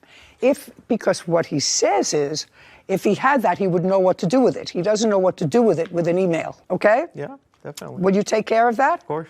How long will that take you to take care of that, to send him a thumb? You'll get it in 2 days in his house. Promise me? I swear. Very good. You have no case against him, Mr. Castillo. Your case is dismissed. You get that to him. Otherwise, I'm coming to look for you. You got it. Thank you. Court is adjourned. All right. I feel that if we would have got the thumb drive from the very beginning instead of waiting all these years, we wouldn't be here today. I am very happy with the decision Judge Judy made. Finally, we'll get some, end result with the work he put into it, and we'll actually physically have it so we can use it. I'll send the thumb drive to Mr. Castillo, and that way they'll get going with their life, and I will with mine.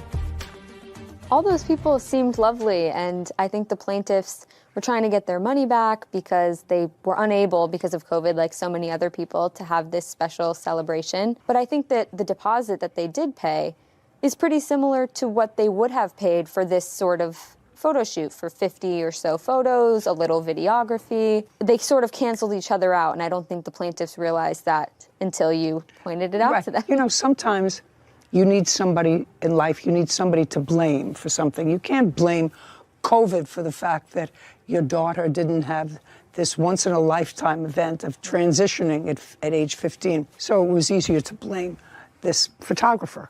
And they really got professional pictures, and they got professional pictures in their home, custom, with a thumb drive. How to get it printed. Yes, with a thumb drive for $700. I think that was fair. John Robinson is suing his jet ski renter, Stephen Rigby, for breach of contract, property damage, and missing equipment. Court come to order. Be seated, please. Good morning, Judge. Good morning, Kevin. Case number 1152, Robinson versus Rigby. Thank you. You're welcome. Mr. Robinson, tell me about this business that you're running. Yeah, so I started renting wave runners because I just really enjoyed wave runners. I opened the business in around April 15th.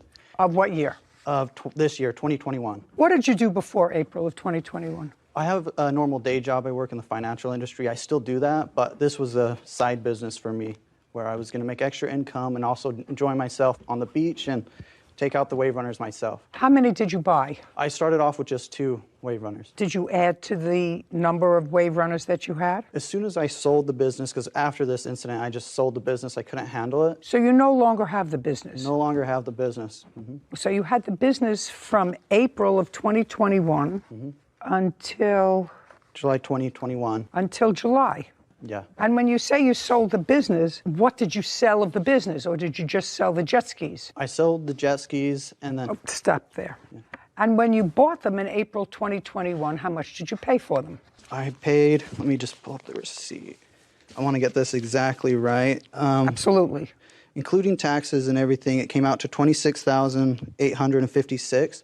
That's for the wave runners. And then I bought a trailer with it. That was $2,100. And then other costs like life jackets, gas cans, came out to a total of $29,500. But you paid $26,000 for the jet skis. Yeah. Let's go back to when you sold the business. You sold the business a few months later. Yeah. And when you sold the business, you sold the jet skis. Yes. Who did you sell them to? I sold them to my witness, Nathan. Oh, Nathan, who missed the appointment. Yes. Yes. That's interesting. And did you create a bill of sale for Nathan? Yes, I did seller financing. He didn't have the money at the time, so I gave him seller financing. You have a contract of sale with him? I do, yes. I'd like to see it. Would you show me the contract of sale? Here it is. Thank you.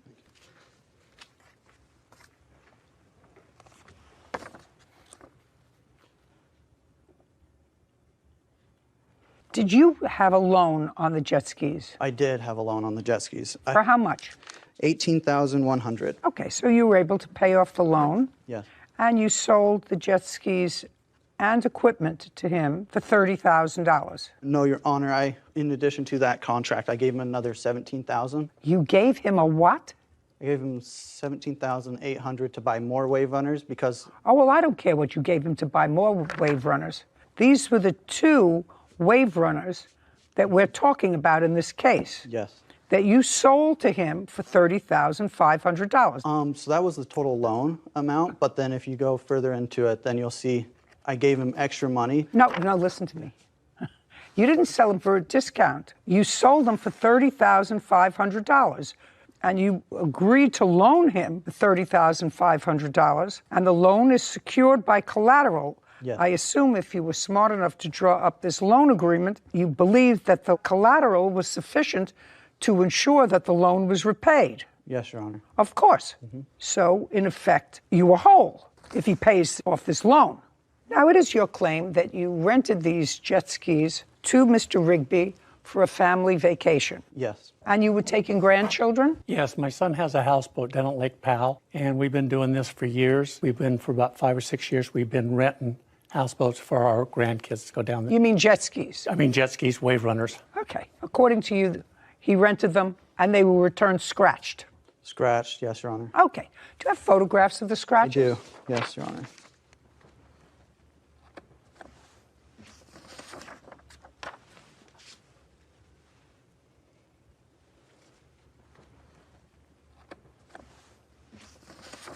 Did you ever arrive at your destination, Mr. Rigby? Yes, I did. With the jet skis? Yes, we did. And one of them worked? Well, when you load them onto the houseboat, you can go wakeless. So they both worked just idling. So we loaded them onto the houseboat. So did you use them, is my question. No. Neither one? We used the one a little bit. Okay. Do you know how it got scratched? We rented them twice from him.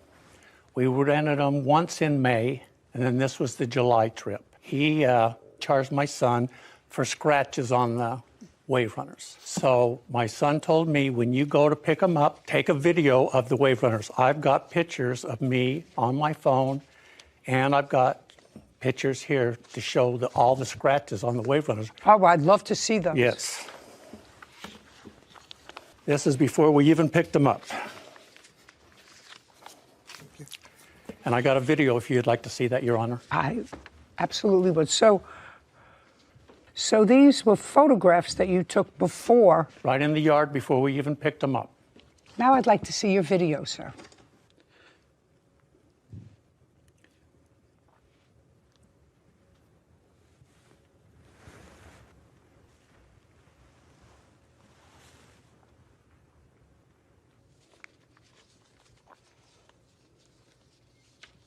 Okay.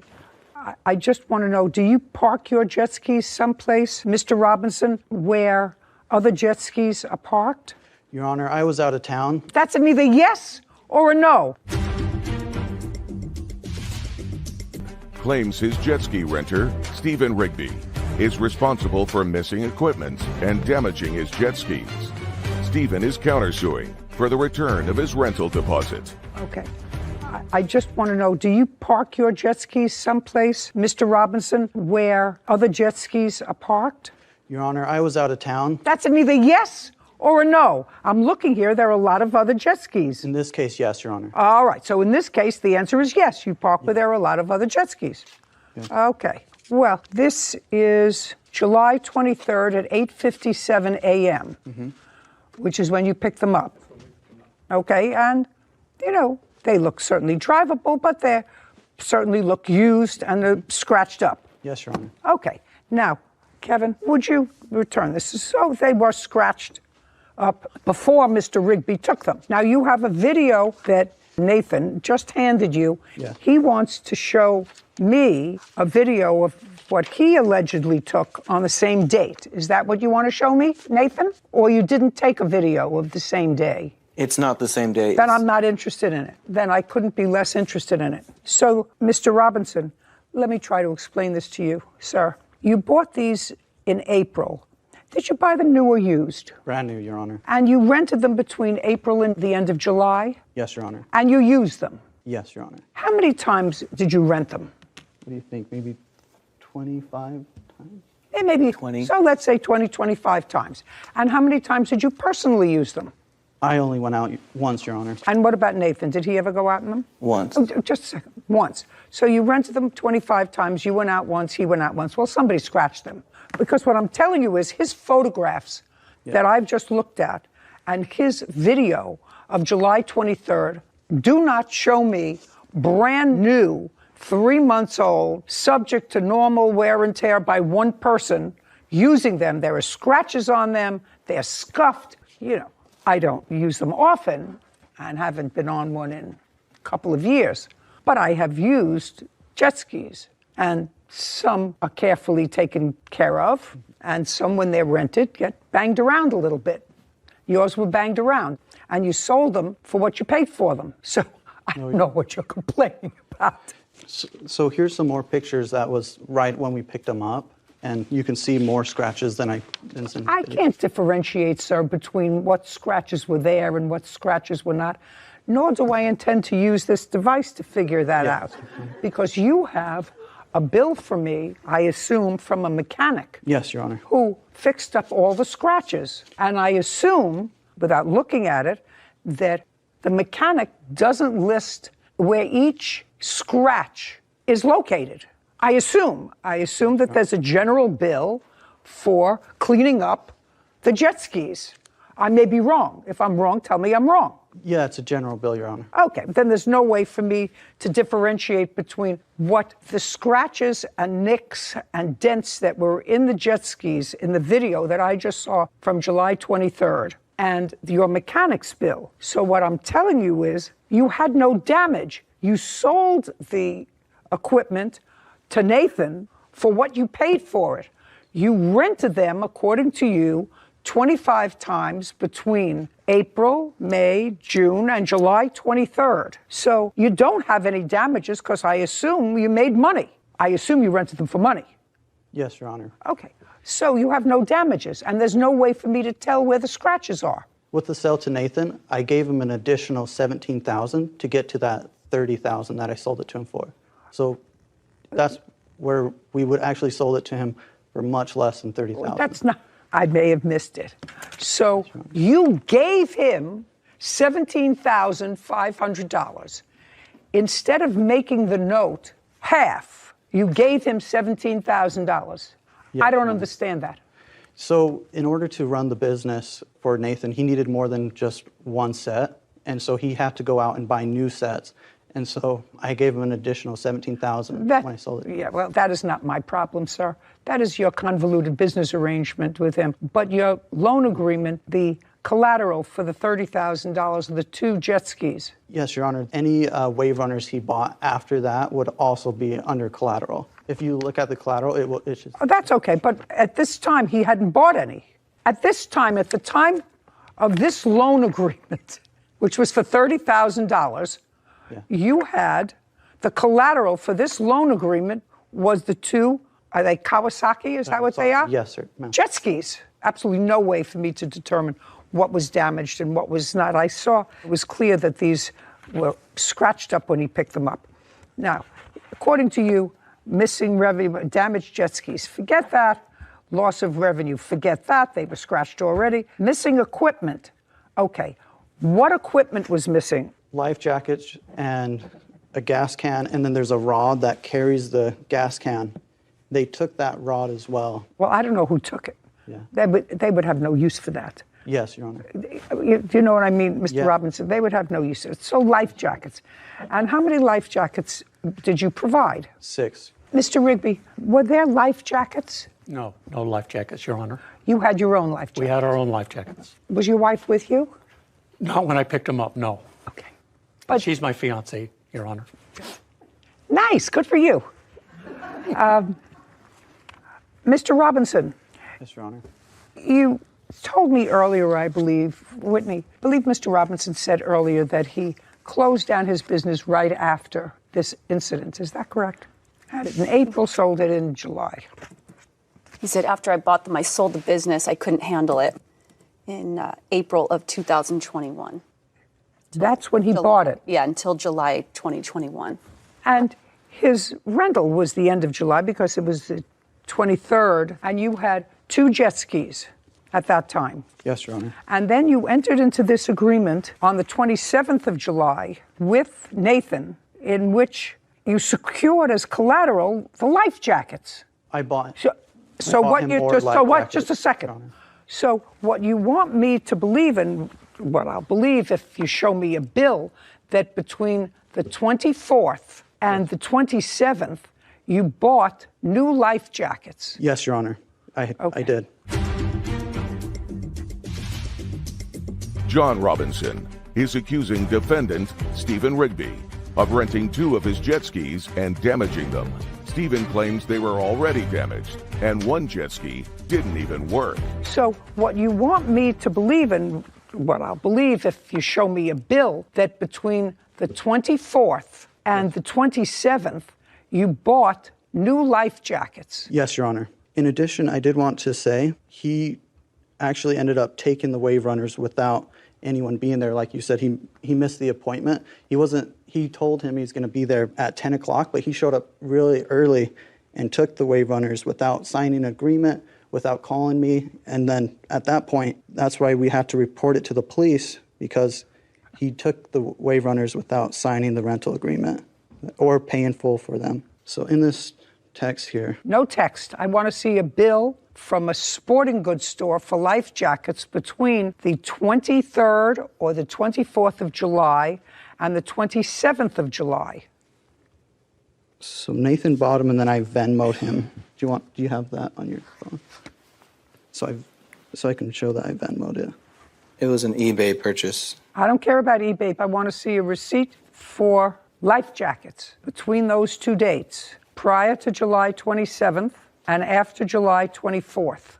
Here's a Venmo of me Venmoing him for those life jackets. Nathan's going to have to get me where he bought them. Right here. Let's see. And the date he bought them.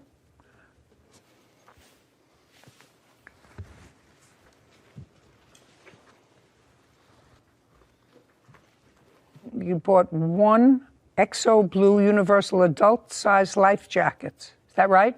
Yes. It was a pack of 4 or 5. For $59. I don't remember. Yeah. I don't remember. Okay. You didn't take any life jackets? No life jackets, Your Honor. Okie dokie. You have a counterclaim. How much of a deposit did you give to the plaintiff? $900. On what date did you take the wave runners? On the 23rd. I see that you dropped them off someplace. We dropped them off back at the marina at Antelope. He told us we could no longer use the wave runners, so we had to haul them all the way back to the marina, and that was on the 25th. And tell me what happened with the pickup, the exchange. Nathan over here, who I'm not interested in their business arrangements. It all sounds a little sketchy to me. He was out of town. Nathan was supposed to make the exchange with you, give you the paperwork. You were supposed to pay the balance on the 23rd, correct? Correct. And what time were you supposed to meet him? I got a text message from John Joseph about a week before. I've been up to his house. I went up and inspected the wave runners. I seen what they looked like, and they were brand new. I was really impressed. A week before we were to pick them up, before July 4th, it was on July 17th, he sends me a text saying, I'm out of town. You're going to have to pick them up in Murray. He didn't give me a name. He gave me an address. I've got the text that he sent me. I'm going to look at it. You want to look at it? Yeah. Thank you.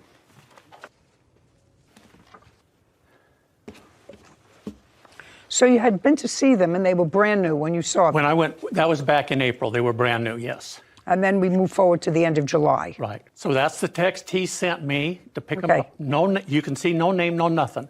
I tried calling him. Well, first I said thanks. The next day I called him because I wanted to talk to him. What am I supposed to do? Who am I supposed to talk to? Well, what he does on his phone, it goes to voicemail, and then it says my voicemail's full. You can't leave any messages on his phone. So what I did is I called rental. I don't remember who I talked to. I says, hey, I'm picking up. You can't tell me what they said to you. No, I told them I was picking up some wave runners that was John Joseph Robinson's. Are you going to have them there? And he said... But you can't tell me what he said. Okay. You went there. I went. Did you ever make an appointment with Nathan over here? Never. I didn't know who to talk to. When I talked to him down there. Stand up, Nathan. Tell me when you had, Nathan, a conversation with the defendant. Listen to me, then you're going to show me on your phone the day that you had the conversation with him, okay? On what date? Take out your phone. Your Honor. Just a second, take out your phone. Now tell me on what date you had a conversation with Mr. Rigby. Your Honor, it wasn't on my phone that the conversation happened. It was on whose phone? When he called rental the day before to ask how to pick them up, I happened to be there at the time, and the guy there You can't tell me what he said. gave That's me hearsay. the phone. He gave me the phone, and I personally talked to him, and I told him, meet me at 11. Just a second. So you told him to meet you at 11. Yes. Is Your that Honor. right? Okay. Let me tell you what your partner over here swore to in his complaint. Let me tell you what he swore to. Since I was out of town, I left the jet skis, gear, and trailer at a third party's house, which was not so. You left it at a launching yard. Nathan, my witness, was to meet Stephen, that would be you, at 10 a.m. That you want to see your signature? You got to get your story straight. Do you understand? You got to get your story straight. The first thing that you have to do when you come with a witness is get your story straight. You owe him his $900 back. Is that what you paid him? That's what I paid him. That's what you're getting back. Your case is dismissed. Judgment on the counterclaim for $900. Thank you very much. We're done. Court is adjourned.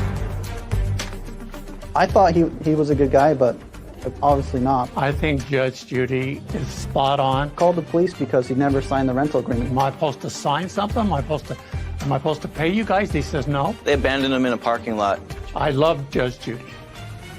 I learned a good lesson from that case. The defendant did a great job taking a video with a timestamp before he even took the jet skis off of the plaintiff's property or wherever he had left them. And I think that's a good lesson for everybody before you lend someone, even a friend, anything of yours. You know, take a photo or two just so you have a timestamped, verified document that you could show in court, just like the defendant did here. So we did our job today. You learned something. We did. Perfect. 20-year-old Jasmine Muhammad Bishop and her mother, Teresa Muhammad, are suing Jasmine's ex-boyfriend, Angel Castaneda, for Jasmine's belongings and attorney fees. Court come to order. All rise. Have a seat, please. Hello, Judge. Case 1047, Muhammad Bishop Muhammad versus Castaneda. Thank you. You're welcome. He was your boyfriend. Yes, ma'am. This is your mother. Yes. Two of you have a child together. Yes. How old is that child? He's currently 21 months. You lived together for a while. Yes. In his apartment. Yes. How long did you live together in his apartment? For about 19 days. Prior to that, where did you live? In my mother's home. With him? Yes. And the baby? Yes. This is what the case is about. Then I'll get into the facts that support your allegations. You had a fight. Yes. You left the house, you say, to cool off. That fight ended in you ultimately separating and you going back to your mother's house. Yes. According to you. When you left, the baby remained with him. Yes. How old was the baby at that time? He was 7 months. And in what month was that and year? June of 2020. Well, we're now a year later, and it looks to me as if you're about to have another baby. Yes, ma'am. And who's the father of that baby? Anthony. Do you live with him? No. Who do you live with? I still reside in my mother's home. Do you see Anthony? Yes. How often? Often. About on maybe a weekly basis. Not every day. Does he have other children? No. Do you work? Yes, ma'am. For whom? Children's Choice. I'm a dental assistant. How do you divide custody between you and the defendant of your son? We have a custody order by the court, joint custody, and his main residency is with me. Is that what the order says? Correct.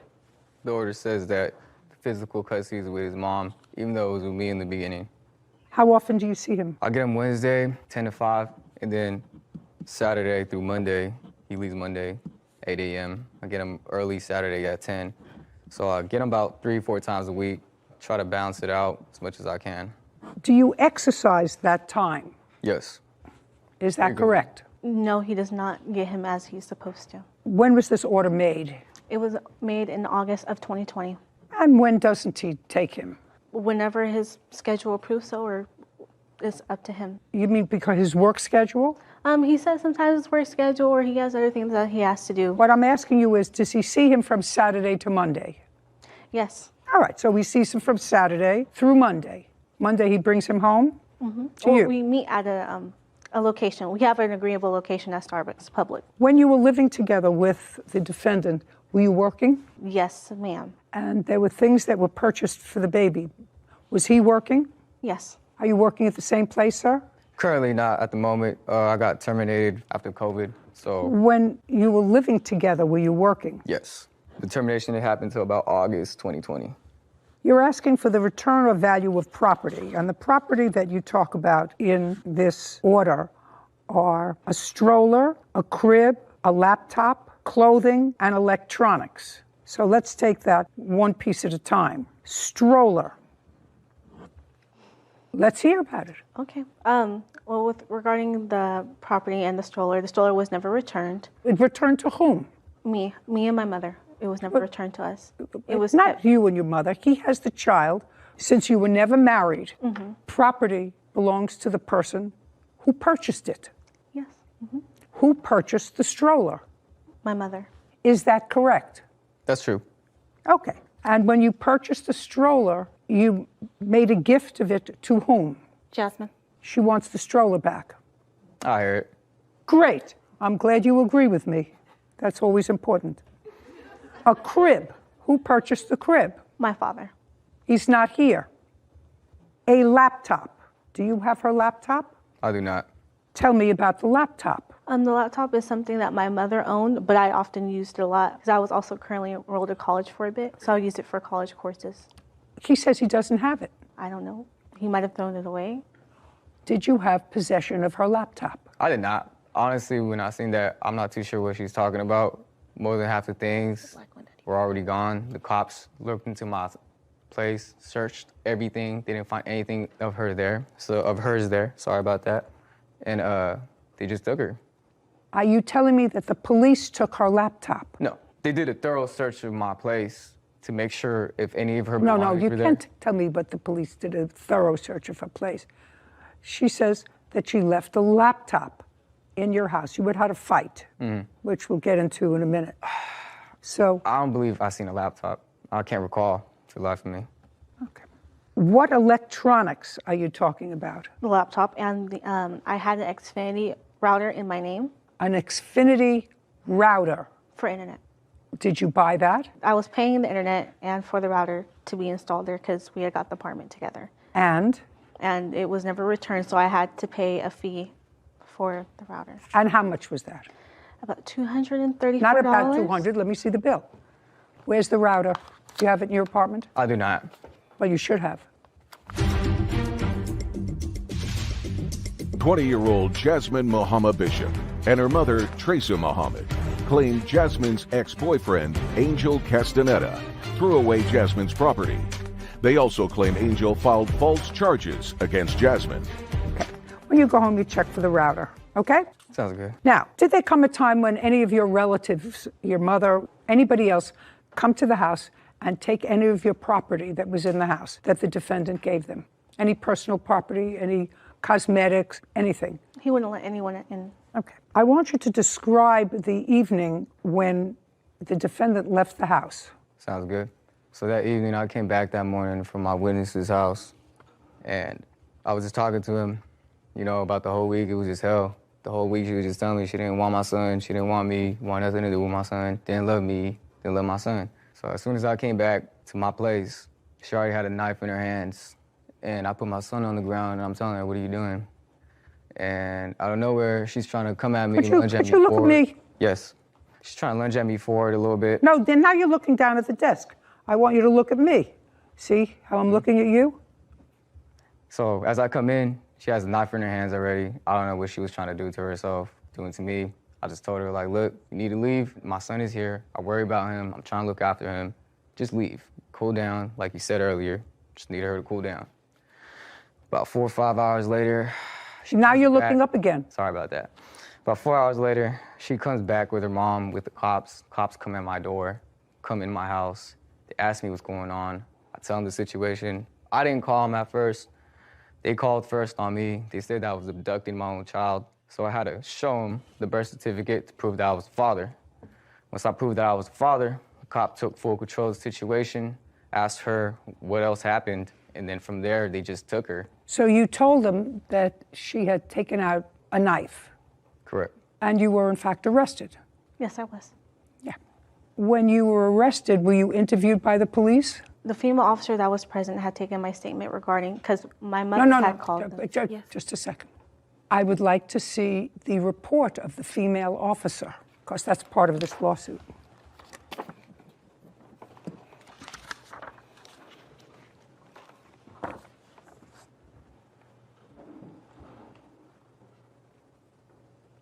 Do you have a police report with the narratives? Yes. May I see it, please? It's both of these.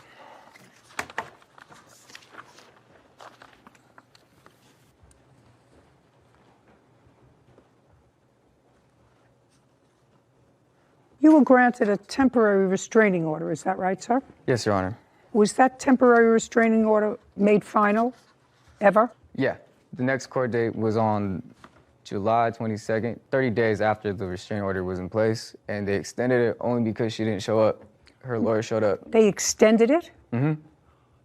It's For not an another answer. 30 days, so it was a 2-month until she showed up to court to try to get joint for my son. The temporary restraining order, was there ever a hearing on the temporary restraining order? Yeah, it was on the first hearing was on 7/22nd, and I showed up. Yes, was there a trial? You said she didn't show up. She didn't show up, her lawyer did. Okay, where were you? I was home. My Why lawyer didn't showed you- up Why didn't you go to court with your lawyer? because I also wanted to file a restraining order against Angel. That's not what it was. Don't speak. No, but don't speak. So the reason that you didn't show up on the return date and sent your lawyer is because this incident occurred on July the 7th or just prior thereto, and the temporary order of protection was issued on July 7th. I assume between July 7th and July 22nd, you got an attorney. Yes. And I assume that you were advised not to appear in court on the adjourned date because between July 7th and July 22nd, which was when the case was next on in court, when you didn't appear, is that the right date? Yes, it was July 20th. Yes. Something happened. Listen to me carefully. I want you to tell me what happened between July 7th and July 22nd with him. Nothing had. Nothing happened. Well, if nothing happened, then there was no reason for you not to go to court to respond to this order of protection because there was no new information except that you got a lawyer who advised you that strategically it would be a good idea if you filed for an order of protection. Because if you tell me nothing happened between the 7th and the 22nd, you tell me what you alleged because you filed an order of protection against him through your lawyer, and I want to see what you alleged in that order of protection that you filed against him. I want to see what you alleged. I don't have the supporting documentation. I have a police report. The police report gives two different versions of what happened that day. The defendant says that you were very upset that day and agitated, and you actually had a knife in your hand. Whatever happened with that knife, I don't know.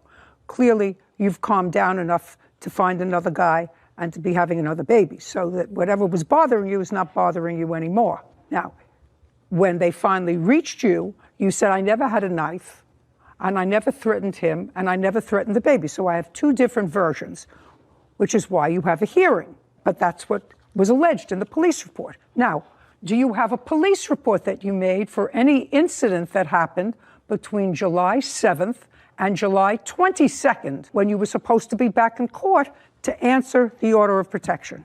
No. No. What? If I may, I filed a domestic violence restraining order against Angel as well because there had been previous history. Well, you didn't file it before. You only filed it after he filed his. And there was no new information, and you were living together. Well, because I wasn't sure of how he responded to the situation after the custody with... Listen, I understand exactly what happened because part of the lawsuit is your mother's lawsuit because she laid out $5,000 for a lawyer and you're suing him for filing a false restraining order. Jasmine Mahama Bishop has accused ex-boyfriend Angel Castaneda of throwing away her property and filing false charges against Jasmine. Now, you're suing him for filing a false restraining order. I don't know whether he did or not. Certainly the police were called, and there are two different versions. I do know this, however, that between the 7th of July, when he got his temporary restraining order, and according to you, the 22nd of July, when you were due back in court, you didn't file a police report alleging any problem with him. Everything was quiet. You got a lawyer. Your lawyer told you to stay home, not come to court because you were going to file a restraining order against him as part of a wider custody dispute, which ultimately ended in an order of joint custody. Those are the bare facts. So far, he owes you $230 for a router, which I think he still has. However, sir, in one of the police reports, it suggests that you threw some of her stuff in a dumpster. Listen to me carefully.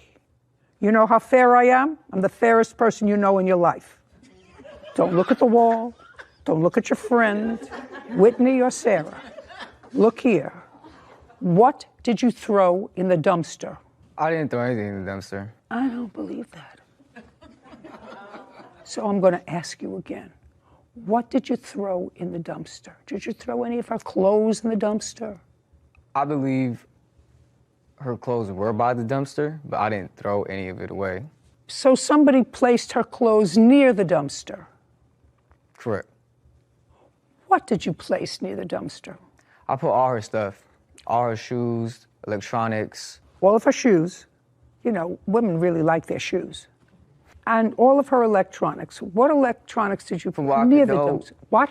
It had to have been the router with there too, because I can't. There's no use of the router for me. If you don't pay it that much, you know, it's out of service. From what I can recall, it was a lot of just like shoes, clothes, just bundles of clothes where I put them in bags and I just put them right there so she can pick them up. You know. Do you recall on what date you did that? Now your son was living with you at the time. Correct. It had to have been the day it happened, the day of the incident. And what date was that? The 27th. It was the 7th or the 22nd of that month, June. 6/22. Correct. How much did you pay the lawyer to represent your daughter? $5,200. You're not getting that back. I don't know whether the allegations are true or not. As far as the order of protection is concerned, I can tell you that the one that your daughter filed had no basis because, according to her, nothing happened, certainly between June, more clearly from July 7th, when he got the protective order, until the 22nd of July, when she was due back in court, and the lawyer told her not to appear. That's not actually how it occurred. I'm sorry. Well, that's what she says. She says nothing happened. No, nothing did And there happen. was no police report There was of not. anything that happened between July the 7th. That's not why she didn't appear in court. Well, that's why she says she didn't appear in court. She did. said she didn't appear in court because she was going to file her own order of protection. Would you read that back? Would you read that back to me? She said, because I also wanted to file a restraining order against Angel. That's why she says she didn't appear in court. Correct. Our attorney we obtained at the time of July 22nd had a trial already. So he went and told Jasmine to stay, that he appeared at the trial, filed for Just a second. You suspension. can't tell me any of that because that's all hearsay. That's all hearsay. Okay. What the attorney told you, that's all hearsay. Nonsense. The reason your daughter didn't show up was because she said she wanted to file her own order of protection against him for things that happened in the past. That's what she said. Okay. That she can tell me. Okay. So I have to use a calculator here because I'm sure you don't have. What? I just want to clarify, that is what the attorney did say as well. Did you understand what I said? I said that's hearsay. What you answered me as to why you didn't appear in court is you said because I wanted to file an order of protection against him. That's what you said. Okay. Your lawsuit is claiming, Sarah Rose, check my info on this, please. I don't even know how to turn this thing on. All right, there it's on. The lawsuit is alleging $6,574. And you paid the lawyer how much? $5,200. $5,200 minus $5,200. That means that there were $1,300, $1,374. And, sir, listen to me carefully. According to what you newly remember, you did in fact stuff all of her stuff, including electronics, in trash bags and put them out near the dumpster on the day of this incident. You can't do that. She's not going to get her counsel fees, and she probably doesn't have receipts for all of this stuff, but it sounds reasonable. You threw away all of her shoes, that's $1,300. $1,374, judgment for the plaintiff. We're finished. Court is adjourned. It wasn't that she cheated or I cheated because she didn't want him. He don't know. As soon as she had birth, she did not want him. The allegations are completely false. I did not grab a knife. Well, she told me I couldn't see my son without her, and she wasn't trying to do the co-parent thing, so I mean... His way of getting to me was trying to take me away from my son. I hope she could just learn to co-parent and take that same positive class, Parents by Choice class that I'm taking. If she could take that class, I would be happy. All that I hope for is just for us to be on neutral terms and do what's best for our son. You know, it's frustrating for me. You would think that people learn from historical mistakes. And it was always my experience in the family court that the people who ended up with the short end of the stick with other people's irresponsible behavior are children and very often grandmothers. I mean, this young woman is clearly responsible. She works, she has a job.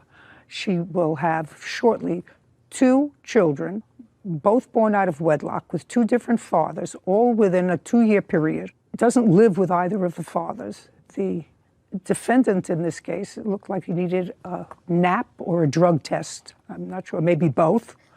And the one that gets holding the babies and holding the bag is her mother. And paying the bills. And paying the bills. Anyway, I feel sorry for those children. I hope she's a nice lady because they're going to need some direction.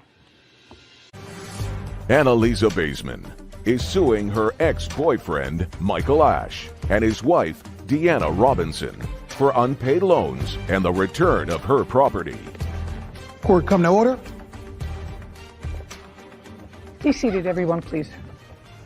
Hello, Judge. Case 1085, Baseman versus Ash Robinson. Ms. Baseman, your last name is? Ash. Mr. Ash is a former boyfriend of yours. Correct. Miss Robinson was his fiance, then his ex-fiance when he moved in with you, and is currently his current fiance. We got married 2 days ago, so we're well, husband and wife. Congratulations. Thank you. I don't know what the cause of action that you have is against Miss Robinson.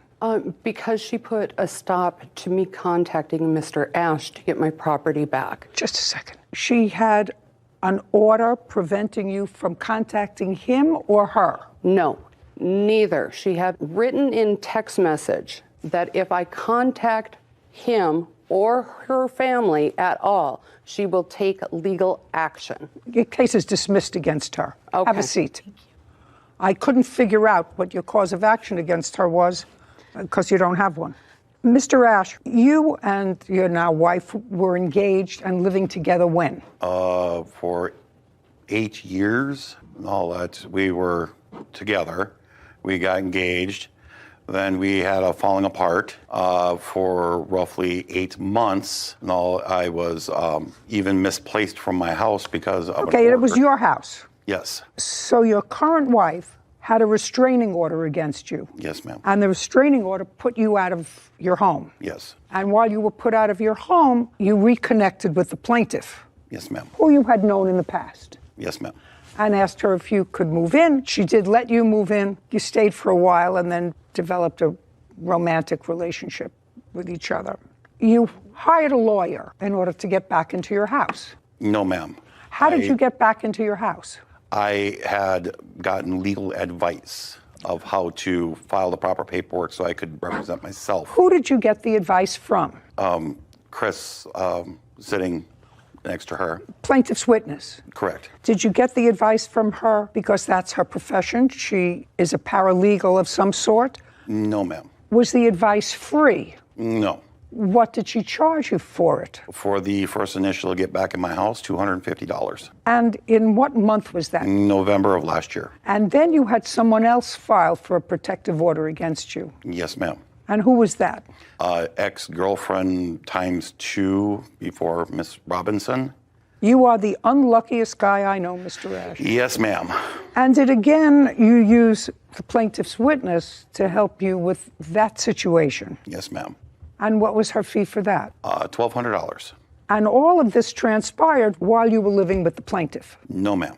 The $250 happened while I was staying in Duluth, Minnesota with the Miss plaintiff. Basements. The $1,200, I was back in my house at that time. Were you back in your house and still connected to Miss Baseman? Yes, ma'am. Okay, so you were still together with her? Yes, ma'am. And where did you get the $1,450 from? Did Miss Baseman give you that money? Yes, ma'am.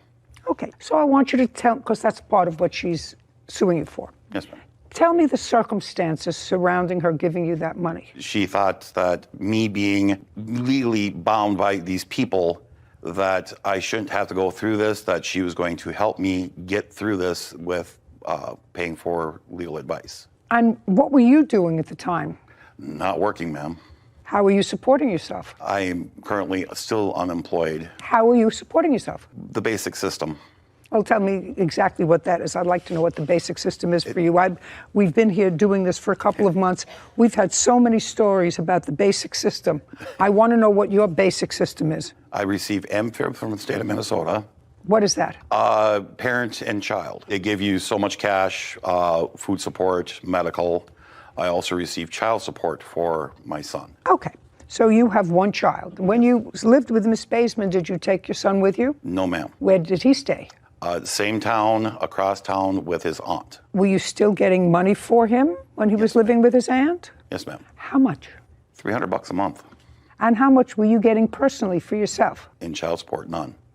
I don't receive any. Not child support. I'm talking about any other. You're not supporting yourself on $300 a month, sir. No. So what other monies do you get from any source? MFIB. Well, tell me how much you get. MFIB varies from $150, maybe $250, depending on how much child support came in that month. $150 or $250 a what? A week, a month? Month. A month. When was the last time you were employed? 5 years ago. What kind of work did you do 5 years ago? I was a courier driver. And what stopped that? Too many accidents, workman comp cases, and eventually my employer got tired and said, we're 2 open cases, and dismissed me. And that was 5 years ago. Yes. Well, how have you been supporting yourself for the last 5 years? I'm not going to ask you. I'm going to ask the plaintiff. How does he support himself? He has his own home because it was his home that he was put out of. So I assume you own that home. No, ma'am. No. You rent it? Yes. How much is your rent? Subsidized renting, $60 a month. Describe the house for me. It is a 2-bedroom townhome. 2-bedroom, 2-bath? 2-bedroom, 1-bath. For which you pay $60 a month. Yes, ma'am. Have you applied for any other type of federal assistance? I've been attempting to try to get Social Security, which has been just a dead end. Because they ask you what your disability is. Annalisa Baseman claims her ex-boyfriend, Michael Ash, is responsible for unpaid loans and returning her belongings. Okay. Mr. Ash says part of your lawsuit is for this $1,450 that you paid to your witness. There's no issue that you paid that money to the witness because he says that you paid that money to the witness and you received it from her. Yes, I did. When did you pay her the money for his 2 domestic violence cases? It was January 11th, and then the rest was paid. 2021? Yes, and then the rest was paid to you in April. Now, you had moved a lot of your stuff, according to your complaint, after he stayed with you for a while, and he was successful in regaining his house. She got out of his townhome. You took an apartment for you to have together. No, ma'am. I have my own house that I pay for on a monthly basis. Okay, he came and stayed with me. Well, that I understand. For 2 weeks. Then we went back to his townhome where we were spending the weekends. Spending just the weekends? Just the weekends. But he was staying there. Yes, he was staying there. You came and just spent weekends. Yes. Well, was that between January and April of 2021? Yes. And it continued on up until June.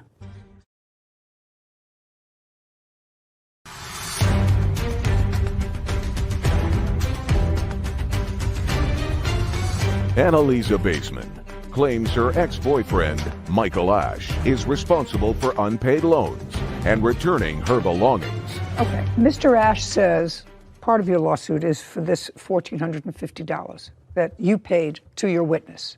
There's no issue that you paid that money to the witness because he says that you paid that money to the witness and you received it from her. Yes, I did. When did you pay her the money for his 2 domestic violence cases?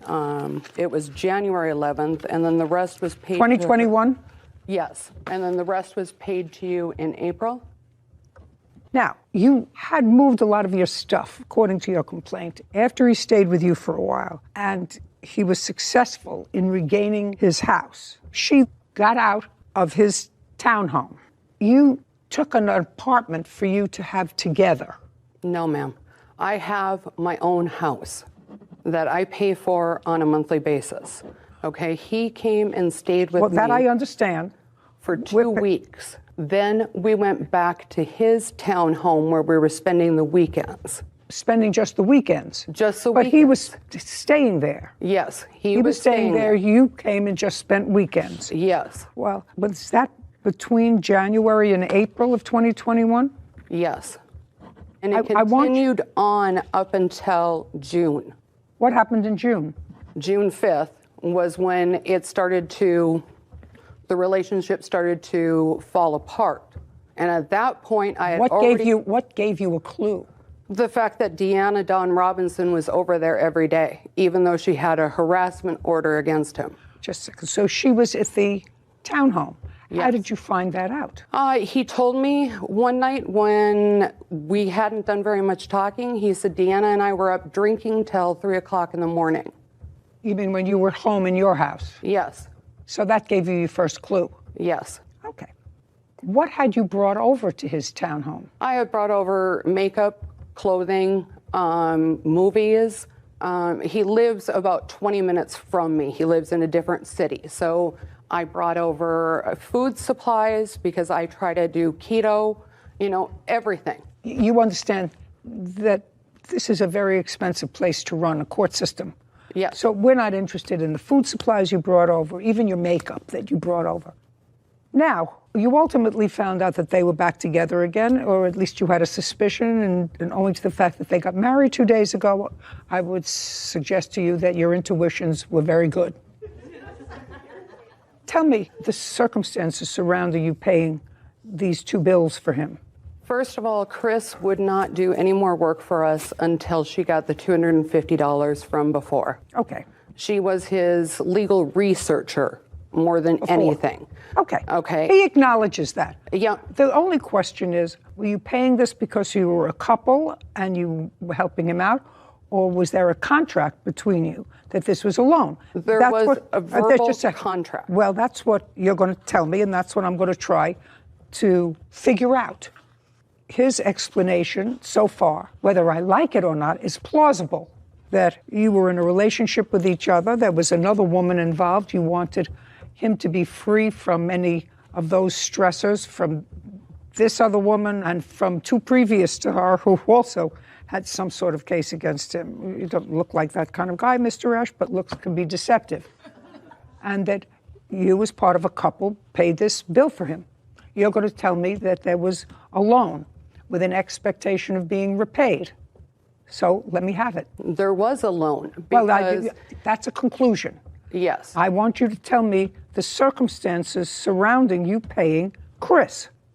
I paid Chris because he was in such a state of worrying and mental anguish over the different people who had harassment orders against him. He didn't know what to do. He was beside himself. So therefore, I paid her the $250 with the acknowledgement that after... Not acknowledgement. So you were concerned about him, you paid the $250. I'm still waiting. Well, the thing is, if anything, why would I pay her the $1,200 after she was done with the cases? I have to ask you this question. you paid her the $250. Yes. He never paid you a penny towards the $250. You are correct. Right. And so after he never paid you a penny from the $250, because he's somebody that lives in a townhouse for which he pays $60 a month, who doesn't work. Who was going to get a job through his friend, making $35 an hour. Right. He hadn't worked in 5 years. So based on history, both his history of not working for 5 years and your history with him together, for the months that you lived together, he never worked. I was never aware that he never worked. He had told me that he owned his own auto shop and that he was working every day. M&M Automotive, which is owned by he and his father. M&M Automotive. Where is it located? It's located in Esko, Minnesota. ESKO. While she's looking for it, Mr. Ash, does your father own a mechanic shop? No. Did you? Once upon a time. When? I haven't, that business has not been open in 6 years. There was an attempt to make the business come open, then COVID-19 hit and it never reopened. 19 didn't hit this country until January of 2020. I was going to attempt to actually open it up, never happened. Where were you going to open it? On my father's property where it was originally located. Okay, now I got it. When you say you were going to try to open it again, Mr. Ash, the property still exists. Yes, ma'am. The shop still exists. Yes, ma'am. It's in my father's name. It's his property. I don't care in whose name the property exists. Where are your siblings? My sister lives in Texas. So you're the only one who lives in this area. Yes, ma'am. Got it. Eliza Baseman has accused her ex-boyfriend, Michael Ash, of refusing to pay back loans. She is also suing for the return of her belongings. Okay, the only other thing that you have, other than this $14.50, if you can't find it. Yeah, it's a little sketchy on the internet. It'll come up on Google Maps. I have an address, but no owner. No owner, but you have an address. What does it say, Sarah, as far as what it does? Automotive and restorations. But it does list it as a current business? That I can't tell you. There hasn't been anything recent posted from what I can tell. The last post I see was October 20th of 2018. And what kind of post was that? On their Facebook page. There's a review on Google for them. Oh, really? And there's a phone number listed as well. Really? Yes, ma'am. Would you stand up? Whether or not it's an official business, Your Honor, is not the point. Because it is a de facto business. Sit down. There's a review on... Sit. Okay. Yes, ma'am. There's a current phone number? Listed on the Facebook page as well as, I believe, the Yelp page. Really? Interesting. Would you like it? No, I don't need it, actually. Is this total public housing where you're living? Yes. So the last time you had a job, according to you, was 5 years ago, working as a driver. You had too many accidents. Yes, ma'am. But the last time, at least, there's a current phone number for this mechanic's shop that belongs to your father, who's allegedly not there, I assume. He lives on the property. But that's a current phone number for the shop. No, ma'am. That number is disconnected. As of when? A year and a half, What happened a year and a half ago? when that number went offline. What happened a year and a half ago? That's when everything was totally gave up on. What property of hers do you still have at your house? Her patio set, which is on the outside. Okay. You want that back? Yes, please. Okay, you can go pick it up within 5 days. Okay. What else? You mentioned the patio set. He mentioned the patio set. What else is there? And there is a lot of DVDs that I own. There are 4 special books her fiance gave to me that were handwritten in, that he created, that Mr. Ash has, because I was reading them over at his house. Also, too... Just a second. Mr. Ash, do you know what 4 books she's talking about? Yes, ma'am. The 4 that she left behind because she had wanted nothing to do with Chris and her fiance. I don't care. You know which 4 books she's talking about? Yes, ma'am. She's going to pick those up at the patio set. What else? Also, he has the original paperwork on my second house. Where did you leave it?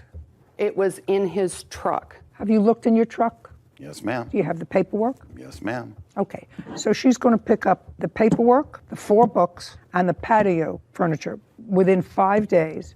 You can take a marshal if you believe you need it, or send I will somebody. have to because he called the police on me the last time when I was over there. Okay, so we'll give you an order, and you can take it with a police officer for a standby and pick up your property. That sounds wonderful. Thank you. Yeah, he's not giving you back the $250 because I heard nothing about a loan. Now we're going to hear about the $1,200, which came later. Let me hear about the $1,200, which came after he didn't pay you anything for the $250. The $1,200 was supposed to be a loan because we were moving into a new place together. And with that fact being said, I had paid off his bad debts in order to raise Which bad debt? I thought it was for her. No. What? No. What did you pay off of his? I paid off 2 different things, and I do have the evidence here that I'm looking them up, Your Honor. One is a check. For IC Systems, I paid off $1,124.90. What is that? What is that, sir? It's an old debt that he has. What is that? It's a collection company that's being reported on my credit report. So it's probably been there for a long time. Yes, ma'am. So what's the reason that you wanted that cleared? I did not want it cleared. She insisted that I have a clean record to be moving into this new house with her. To a new house? Yes. Okay, well, that's what I thought. I thought I read something about a new place. What new place were you moving into? She was purchasing a trailer home in the... In Alston is suing her neighbor, Christopher Marks, for vet bills resulting from a dogfight. Court come to order. All rise.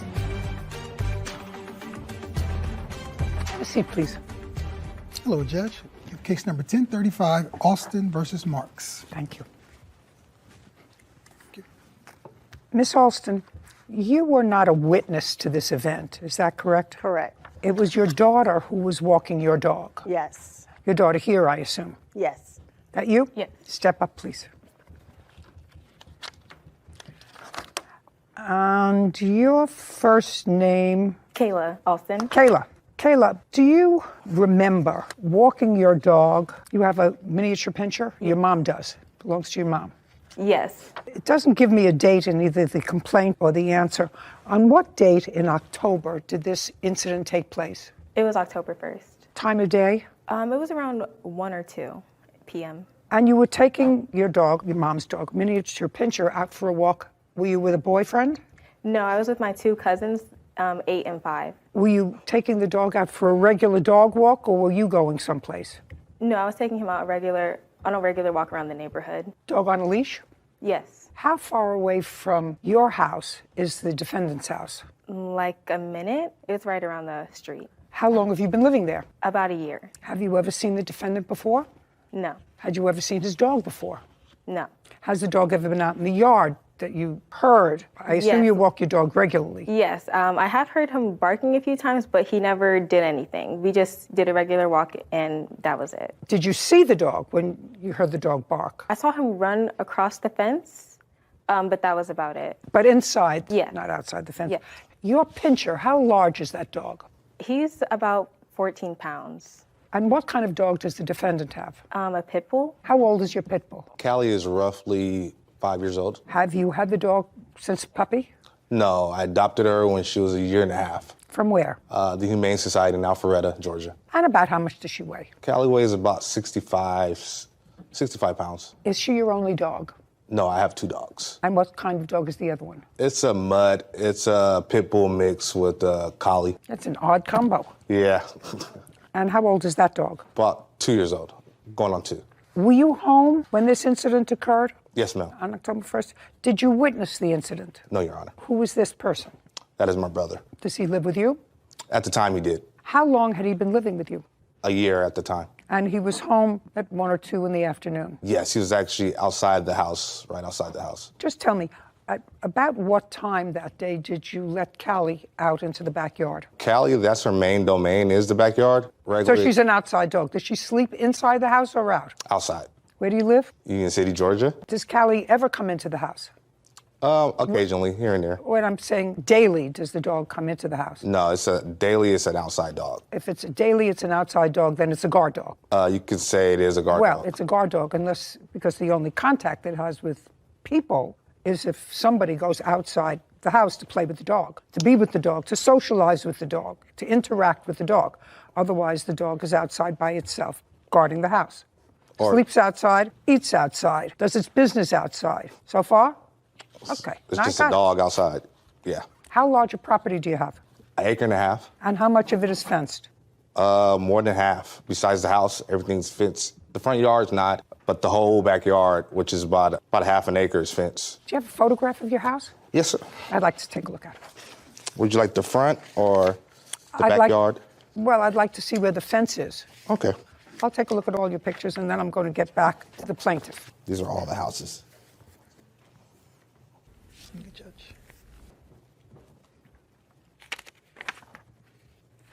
And that fence is about 7 feet tall, Your Honor. Mm-hmm. Okay, Kayla, let's have the story. 1 or 2 to the afternoon, 1st of October. Yes, my cousins and I were walking, and we went down to turn to his street. And as we kept on walking, I noticed the dog started to bark. I think he heard the chains on my dog. Don't tell me what you think. Okay. And I heard him barking, and as we kept walking closer, I noticed the dog started running across, and then could you see that?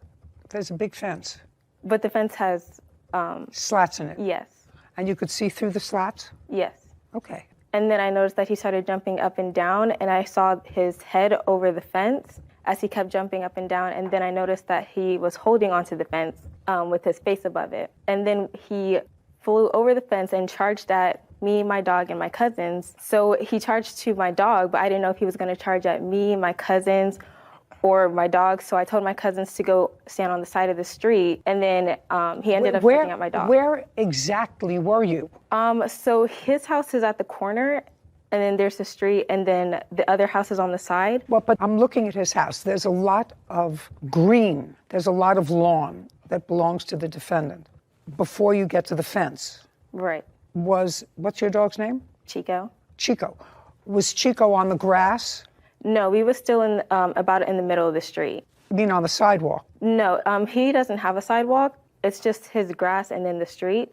Okay. So he was right in the middle of the street. Okay. And then, so his dog charged at my dog, and then I'm yelling and screaming for help, and I'm pulling my dog's leash because I didn't want to pick up my dog, and I didn't want the pit bull to bite me if I did pick up my dog. So I was pulling the leash and screaming out for help, and then at that point, the neighbor from across the street heard me yelling, and then he came all the way over. And that person was able to separate the dogs? Yes. How did he do that? You saw him do that? Yes. He stood in front of the dog and my dog and tried to block them. Was your dog attacked yet? Yes, that's when he already bit him. Okay. And then I'm still trying to pull the leash and separate them. Well, now he's separated because if the neighbor stood in between them. Right, but the pit bull went between his legs because he didn't want to touch the pit bull either because he didn't want him to bite him. So the pit bull kept running around his legs, and then he finally got a grip around his neck. And then he told me to take my dog and myself and go back home and take him home. Was there ever a time when you dropped the leash? No. Before the attack? No. Did you see at any time your dog burrowing under the fence and then burrowing back?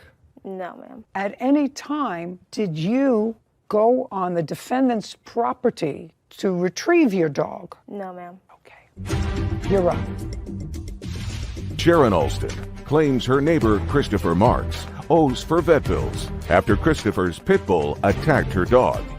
Tell me your last name. Marks, M-A-R-K-S. Mr. Marks, your brother says that you were outside and you witnessed this event. Where were you? I was in my car in a phone interview. In your car? Where was your car? It's like parked like right by the fence, but it's facing a different direction. So you're looking away from the fence. I'm looking, the fence line is like right beside where my car is, and then the front of the fence is facing the other street. Would you give Mr. Marks a pen? Tell him to look through those pictures that his brother just gave me, and I want you to mark on those pictures where exactly your car was. And you're in the car, talking on the phone. Yep. Okay, now, Kevin, I'd like you to give that picture and the pen to Kayla. And I want you to see, Kayla, if you can see exactly where you were with the dog. It was on. And if it's not there, he has other pictures. Yes, can I see another picture?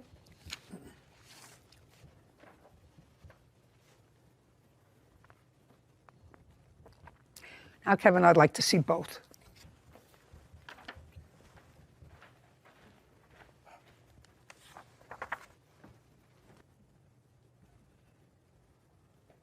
Okay, go ahead.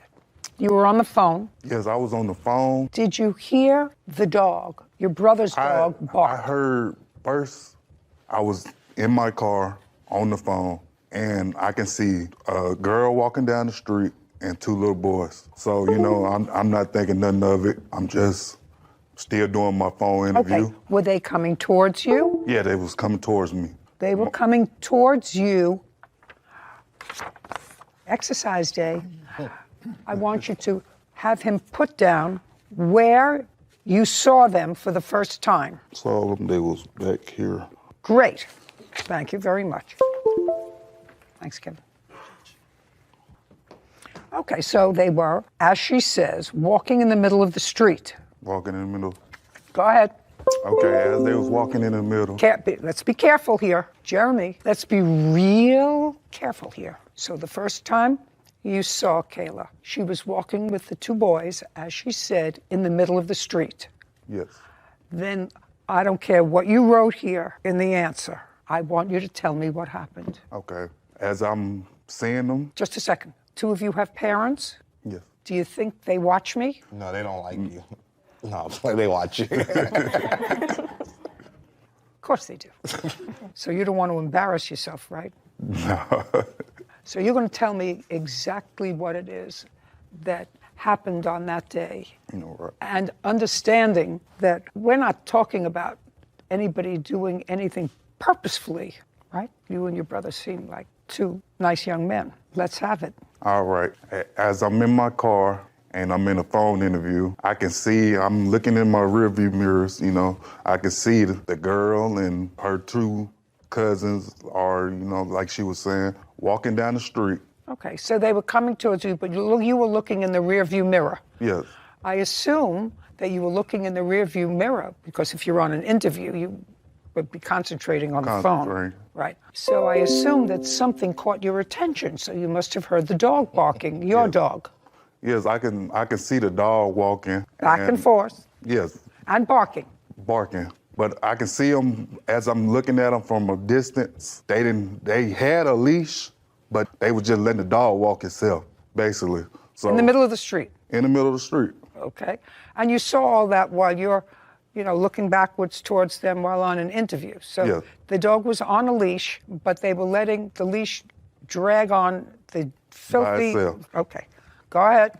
And as the dog, it can hear other dogs up in the backyard near the fence. It dashes over there to the fence. What are the dogs? My brother's dogs. So both of them are in the back. Yes, both of them is in the back. Is the collie mixed puppy kept outside as well? Yes. All the time? Yes. Never comes inside? Never. Did they have a dog house outside? Yes. So you saw both dogs, well, you heard both dogs, and you could see them. I can see them because I'm near the fence line, so I can see it's like holes in between it, so I can see them back there. That's what Kayla said. And then what did you see? As the dog was dashing towards the fence, it was basically aggressive. Dogs, you know, they just started just going back and forth, back and forth. The dog was using the bathroom on the grass. As the dog ran back to the front of the fence, I don't know, it just happened to get under the fence. I don't know how it did it. You can see nothing but the dog just scruffling, and I can hear him. But I can see just through there. Next thing you know, the dog is from under the fence, and they take off running. The girl and the boys take off running. Running in what direction? Back towards the other side of the street. You mean from where away the front from of the the dog? fence is, back towards that way they came from. So they, in effect, left the dog in your back. No, in the they backyard? picked the dog up and Well, how took did off. how did they get the dog back up? The dog just ran back up under the fence, and they was coming onto the grass. Well, coming onto the grass, how did the dog? First, you told me that the dog was running back and forth. Then it got under the fence, Yes. and you said they went running away in the opposite direction. Don't help him. Well, were they running towards the dog or away from Well, the no, dog? they was running towards the dog first to get their dog.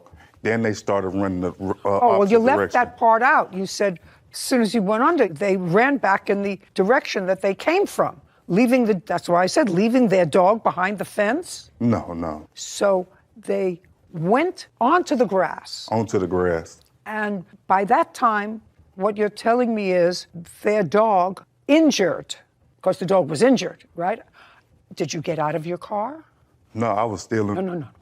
When you heard all this commotion and what you said you saw was their dog running up, getting under the fence, you know that your brother has two large dogs. You know this is a smaller dog. And you heard scuffle. At what point did you get out of the car?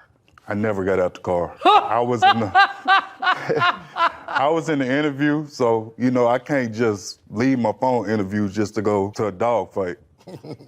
Really? Your mother's going to be thrilled with you. You got the job. For a lot of reasons. For a lot of reasons. Sharon Alston says her neighbor, Christopher Marks, is responsible for injuries her dog received from Christopher's pit bull. Do you want to tell me a reason that I'm going to believe that you're sitting in a job interview, something that you clearly want, outside in your car rather than inside where there are no dogs because your dogs are outside? Give me the reason that you're in your car. I had just made it home from going to the store, and I had a phone interview. They was just calling me as I'm pulling up, and then that's why I was basically in my car. Was this a preset job interview, and with whom? It was a job interview that I was trying to get, No, I don't know. This is not going to get easier, it's going to get harder. With whom was the job interview? Because your brother says he got the job. It's basically PetSmart, so it's like No. It's basic. It can't be basically PetSmart. Well, it is PetSmart. It's a temp agency. Shh. Now, had you applied for the job? I had. They said it was going to call me within a certain time frame, and that's when they eventually called me. So you had no specific time for the interview? No. So as you were pulling up, you were on the phone with PetSmart, people who love animals. It was a temp agency Just a with sec- PetSmart. Just a second. So it wasn't PetSmart.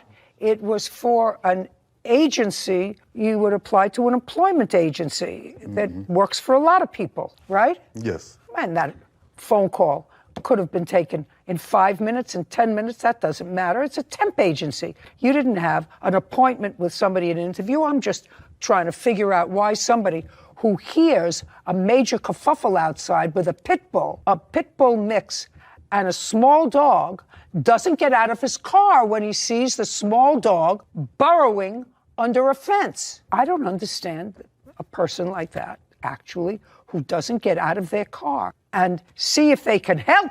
You see a girl and two little boys, and you just stayed in the car? Well, I seen the dog under. I never seen my brother's dog get out. But you told me you heard and saw the dogs going back and forth when Yes, the in dog the was backyard, relieving though. itself. When her dog was relieving itself on the grass, so you knew that there was trouble, that the dogs were agitated, because you just told me you saw them running back and forth Yes, and barking. But they was in the backyard. But then you just told me you saw with your own eyes her dog burrowing under the fence. No, I didn't say burrowed under the fence. I said I don't know how the dog got under the fence. Well, then you didn't see. From the side of the fence, I could see the dog inside the fence. You can't see the dog inside the fence, sir, unless you saw the dog get inside the fence. My eyes would be riveted if I saw that. Sit down. Your mother's embarrassed. Sit down. Can I see the vet bills, please? And pictures of the dog. You the older brother?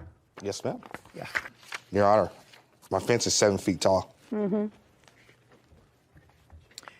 Your brother's a fibber. I guess my dog is there, bud. Your brother's a fibber. No. He didn't see what he says he saw.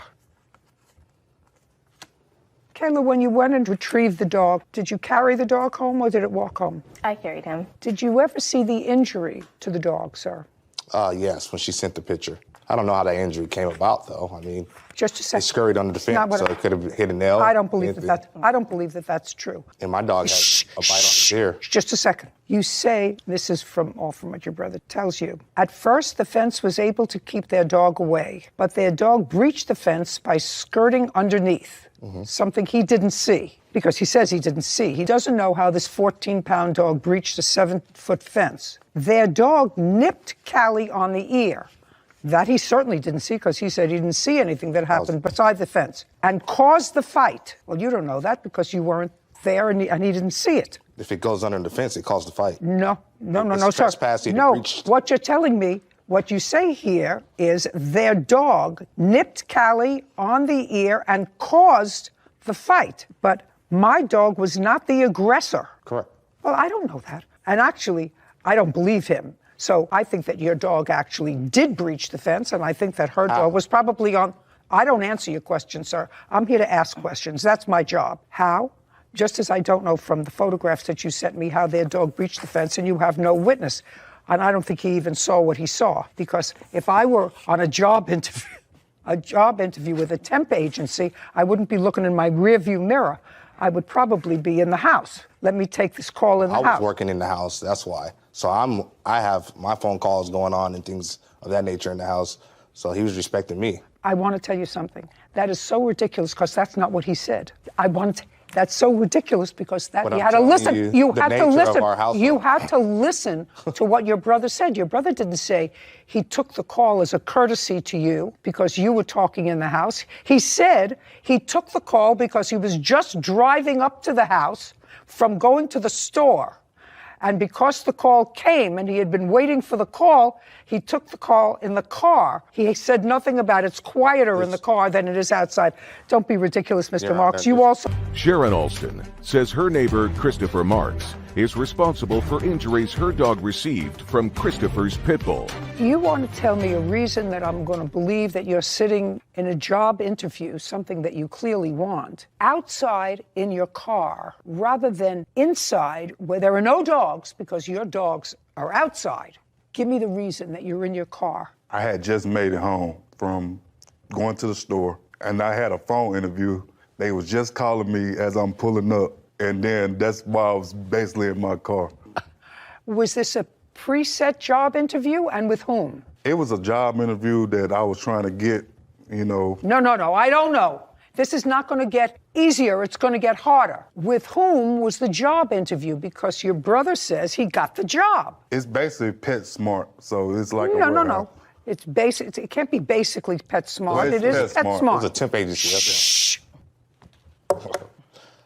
Now, had you applied for the job? I have. They said they was going to call me within a certain time frame, and that's when they eventually called me. So you had no specific time for the interview? No. So as you were pulling up, you were on the phone with PetSmart, people who love animals. It's a temp agency with PetSmart. Just a second. So it wasn't PetSmart. It was for an agency. You would apply to an employment agency that works for a lot of people, right? Yes. And that phone call could have been taken in 5 minutes, in 10 minutes. That doesn't matter. It's a temp agency. You didn't have an appointment with somebody in an interview. I'm just trying to figure out why somebody who hears a major kerfuffle outside with a pit bull mix, and a small dog doesn't get out of his car when he sees the small dog burrowing under a fence. I don't understand a person like that, actually, who doesn't get out of their car and see if they can help. You see a girl and two little boys, and you just stayed in the car? Well, I seen the dog under there. I never seen my brother's dog get out. But you told me you heard and saw the dogs going back and forth when Yes, the in dog the was backyard, relieving though. itself. When her dog was relieving itself on the grass, so you knew that there was trouble, that the dogs were agitated, because you just told me you saw them running back and forth Yes, and barking. But they was in the backyard. But then you just told me you saw with your own eyes her dog burrowing under the fence. No, I didn't say burrowed under the fence. I said I don't know how the dog got under the fence. Well, then you didn't see. From the side of the fence, I can see the dog inside the fence. You can't see the dog inside the fence, sir, unless you saw the dog get inside the fence. My eyes would be riveted if I saw that. Sit down. Your mother's embarrassed. Sit down. Can I see the vet bills, please, and pictures of the dog? You the older brother? Yes, ma'am. Yeah. Your Honor, my fence is 7 feet tall. Mm-hmm.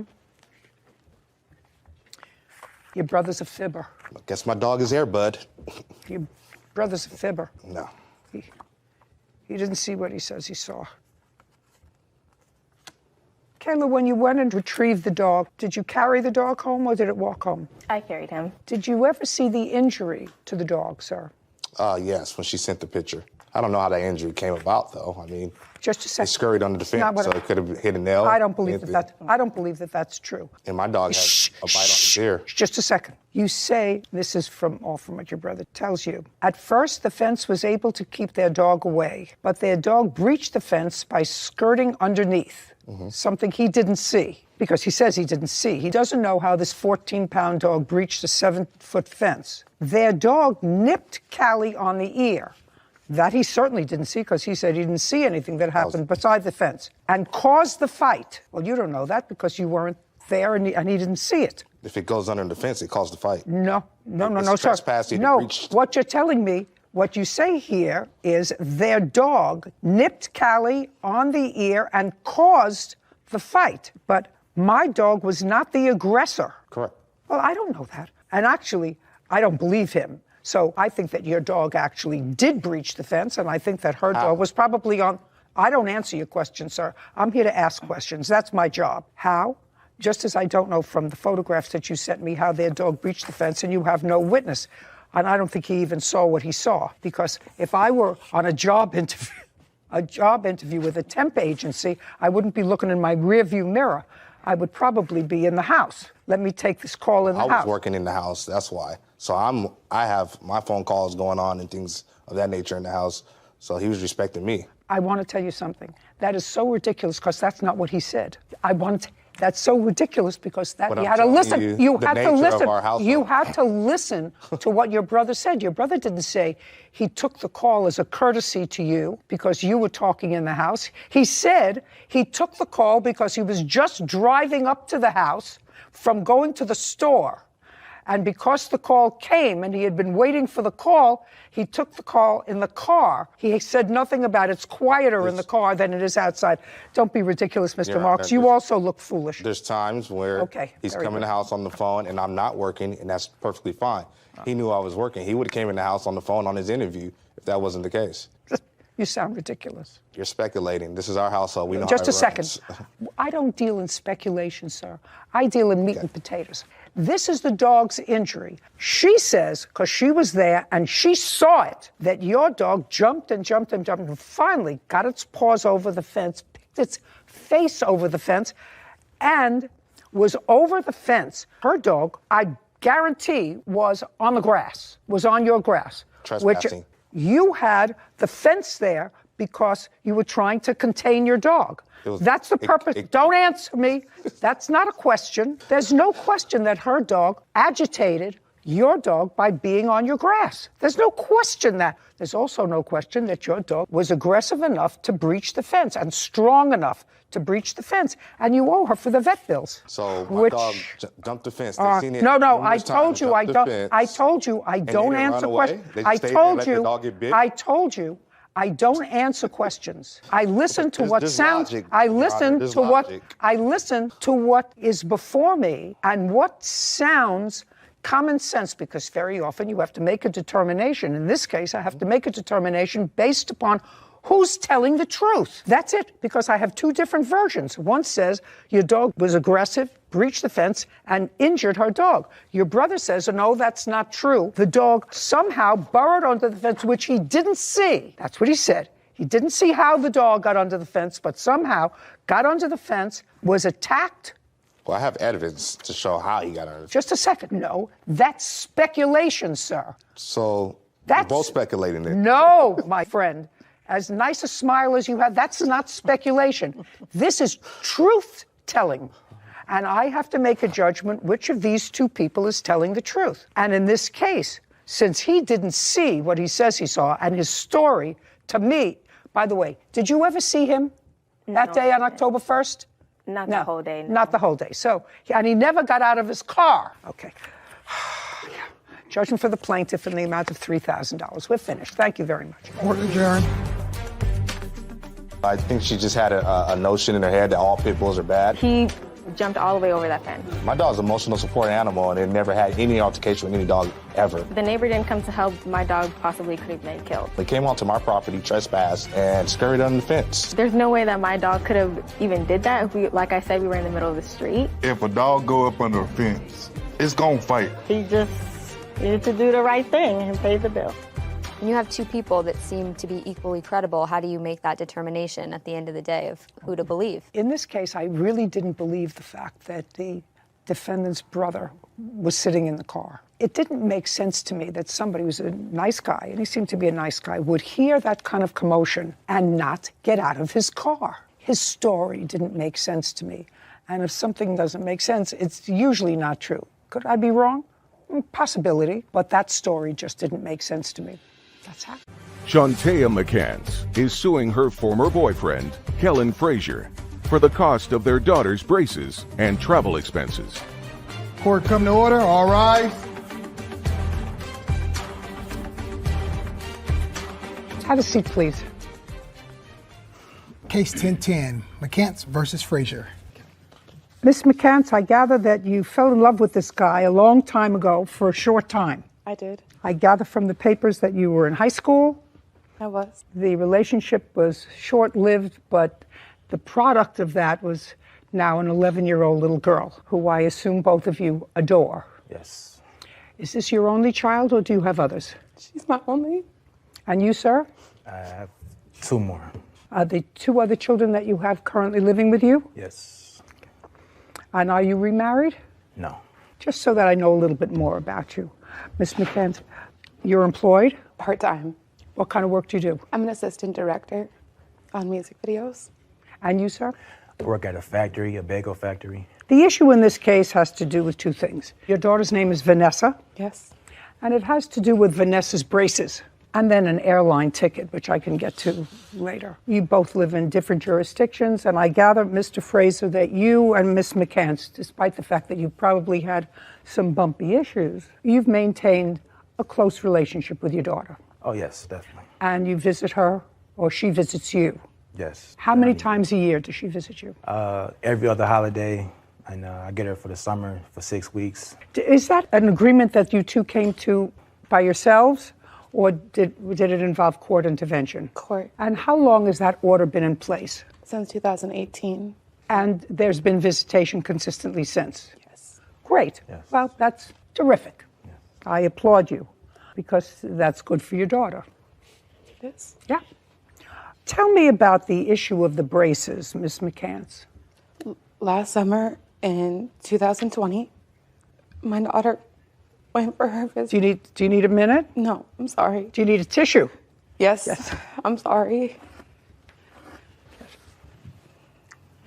Thank you. Okay, she went for her visit and she asked her dad what was wrong with her teeth, because when she was a little girl, she fell off her bike and messed up her teeth, or so she thought. And she had asked him what was wrong with her, why her teeth looked like that, basically. And he said, you have ugly teeth like your mom. Well, just a Not second. true. Just a second. I honestly don't believe that he said to a child that he loves, you have ugly teeth like your mom. she's not here to tell me that that's what he said. So I'm just telling you, I'm not quite sure. She texted me what he said when he said it. Do you have it? I do. I'd like to take a look at it. Ugly teeth like your mom. I never said that. If you're talking to yourself, I'm sorry. Mr. Frazier. I'll never say that. Not helpful. Before Vanessa went to see her dad, had you discussed her teeth with her? No. Ever? No. There's nothing in here that says that he told her she had ugly teeth. I thought it was in that one. According to this, she had a conversation with her father about her teeth and how they might have gotten that way. Did he drop her? Did she fall off a bike? Mom told me this, told me that. And he said, you probably need braces. And she wrote to you and said, don't tell Dad. You write back that you have a beautiful smile and we're going to get you braces so that you can look even better. He's just mad no one took care of him the way I take care of you. He's a sad man. It's the typical separated parents, but there's nowhere where he said, I couldn't imagine somebody who has regular, consistent relationship with a child told this child that in any way she was ugly, using that word. In any event, based upon what you gave me here, you told your daughter in this text, don't worry, you're going to get braces. That's what you say to her. Okay, and that's what this case is about, who's supposed to pay for the braces. Okay, let me hear what happened. Then she came home. She came home and, like I said, I don't want you to tell me anymore what your daughter said that you can't confirm to me in some sort of a written document, because that's hearsay. I'm assuming for the purposes of this case that the first time braces were mentioned, according to you, was during this visit with her father. Yes. And the subject of her teeth came up. And he said, no, you have your mom's teeth. Both y'all need braces. Does that sound right, sir? I think I said it like that. Okay. Sure. So both of you need braces. You have your mom's teeth. Okay, and she's 11, and she's getting to that age where she's being self-conscious about probably a whole bunch of things. All of that, not unusual. So now, before I get to the strict issue of braces, I assume that if you were in court, and if you were in court as recently as 2018, and you have visitation with your daughter every other holiday and during the summers, there is also a support order in place. Yes. And can you tell me what that support order is, Mr. Frazier? Yes, I pay $500 every month. You pay $500 every month? Yeah, for child support. Are you consistent now in your child support payments? Are you up to date? I haven't missed a date in like 10 years. I haven't been paying. That's not true. Are there current arrears in that order? Yes. And what are the arrears? $1,300. Okay. Well, over a long period of time, $1,300. He's relatively current in his child support order. Is there anything else that's provided in the judge's order with regard to medical, dental, or any unusual expenses other than the $500 a month? It says all uninsured health expenses exceeding the annual ordinary medical amount will be paid 40% by the plaintiff and 60% by the defendant. May I see it, please? Kevin?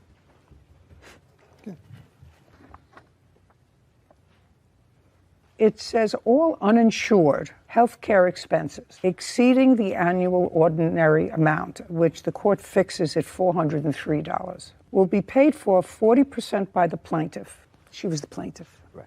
And 60% by the defendant. Yes, but I didn't think it was a necessary amount. We'll get to that. Okay. We'll get to that in a minute. Whether it was necessary or not, we're going to get to in a second based upon some things that I'm looking at. But now I want you to tell me, Ms. McCants, what conversation did you have with her father with regard to the braces? I don't talk to her dad. He doesn't respond to my text messages usually. So I talk to my daughter and she will text her dad. So she's like our go-between for conversation. Oh, well, that's unfortunate. It is. It's really sad. That's not true. That's I'm sorry.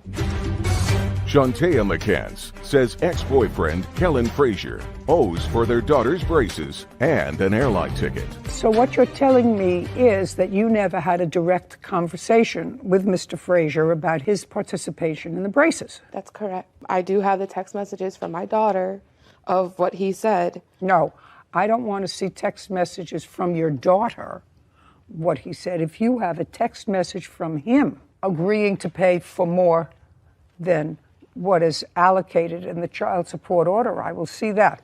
But I don't want to see your daughter's interpretation. No, I absolutely understand, Your Honor. So, Okay, great. I have text messages between him and I as well, but I just want to see, your position is that he said to you, this is what you say in your complaint, if you pay the down payment, he'll make the rest of the payments. That's exactly what he said. That's what I want to see.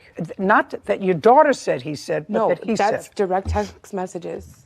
From him to? Yes, to his daughter.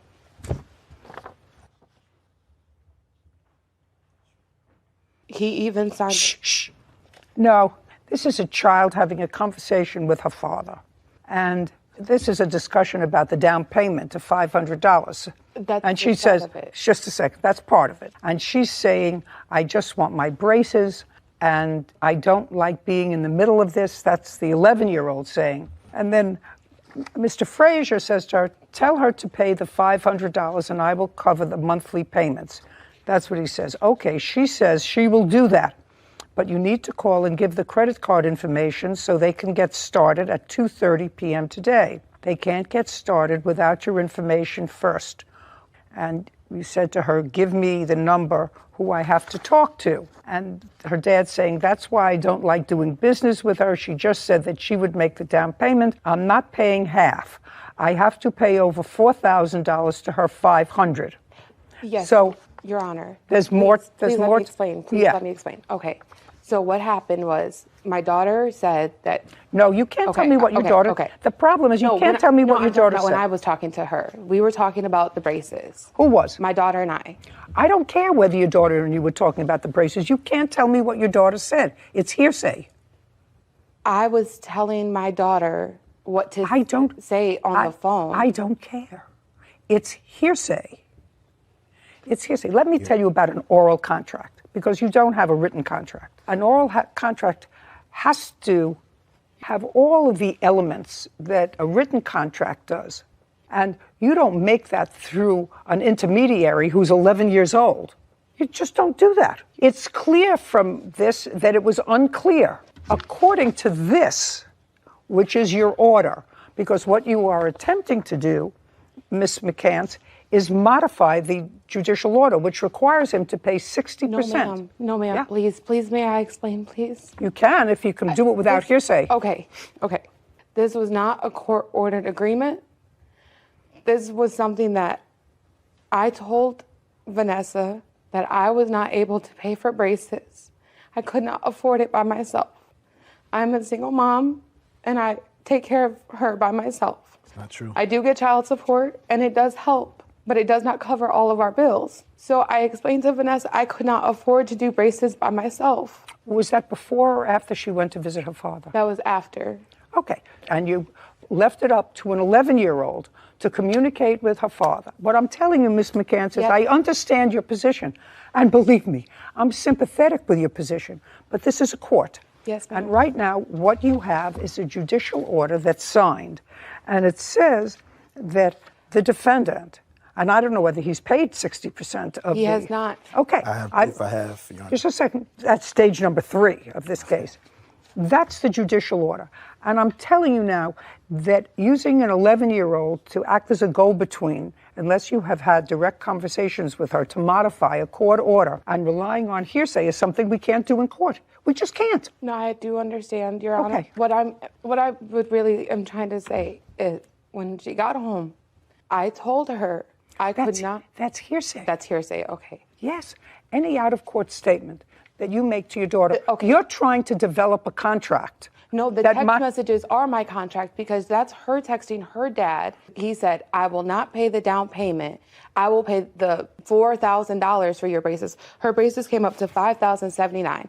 If I paid $500, that leaves $4,500. What the last thing that he said was you have to have a meeting of the minds to have a modification of a contract. And any modification of a written contract really has to be in writing. Even if I were to stretch that and say he agreed to pay for her braces, the last thing he says here, I'm not paying half. I have the to down pay. payment. Shh. He wasn't The paying the last down thing payment. that he said is, I'm not paying half. I have to pay over $4,000 to her $500. Right. He That wasn't can paying be- half of the down payment. That's what he was saying. Well, I don't know that. Your Honor, please listen. If he's saying he has to pay over $4,000 for her braces, that would mean he was taking on the responsibility of her braces. It's an interpretation that you're making. Your Honor. It's an interpretation that you're making. And I think that the mistake is, it's really a mistake in communication, and I don't know how to rectify that because it's going to become more complex, Mr. Frazier, as your daughter gets older. You know, it's clear to me from listening to the two of you, especially listening to you, Ms. McCants, that this is something that your daughter at age 11 wanted. Yes. She wanted, irrespective of what her father said or didn't say to her. I would not have paid the down payment. Just a sec. You're not paying attention. This is something that an 11-year-old felt self-conscious about and she wanted. And she must be bright, and she must have known that the only way that it was going to get done is if her father did it, because he made it clear to her that you couldn't afford to pay for it.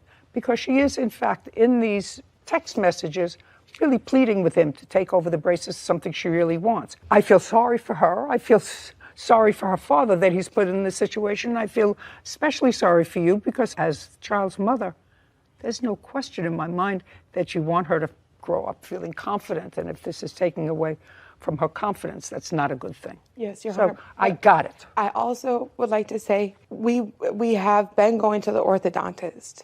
And so even though you're saying it's not a written agreement, the agreement was I pay the down payment of $500 and he paid the monthly payment. Okay. I said no. The only thing that I'm going to ask Mr. Frazier is, that's what you understood the agreement to be. Is that the agreement that you made? No. Shantea McCants accuses her daughter's father, Kellen Frazier, of refusing to pay for the cost of braces and travel expenses. Tell me what the agreement in your mind was with regard to your daughter's braces. You clearly had a discussion with her when she was visiting with you in 2020 during the summer about the braces. Yes, but I spoke with Shantea.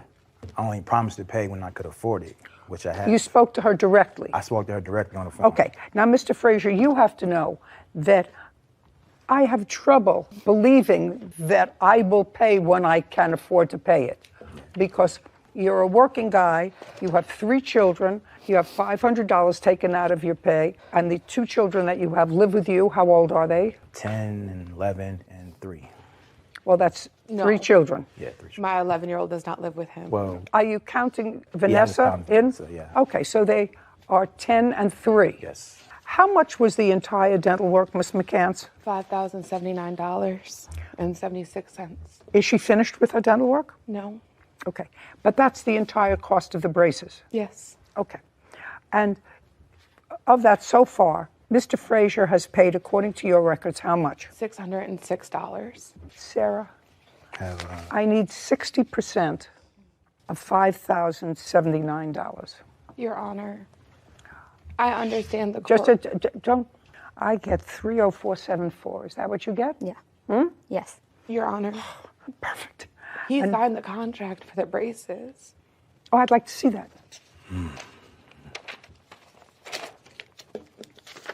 You said $3,047, correct? Yeah. Yeah, great.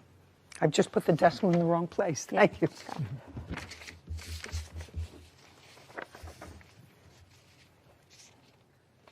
That's not his signature. That's not his signature. He signed for the braces. That's not his signature.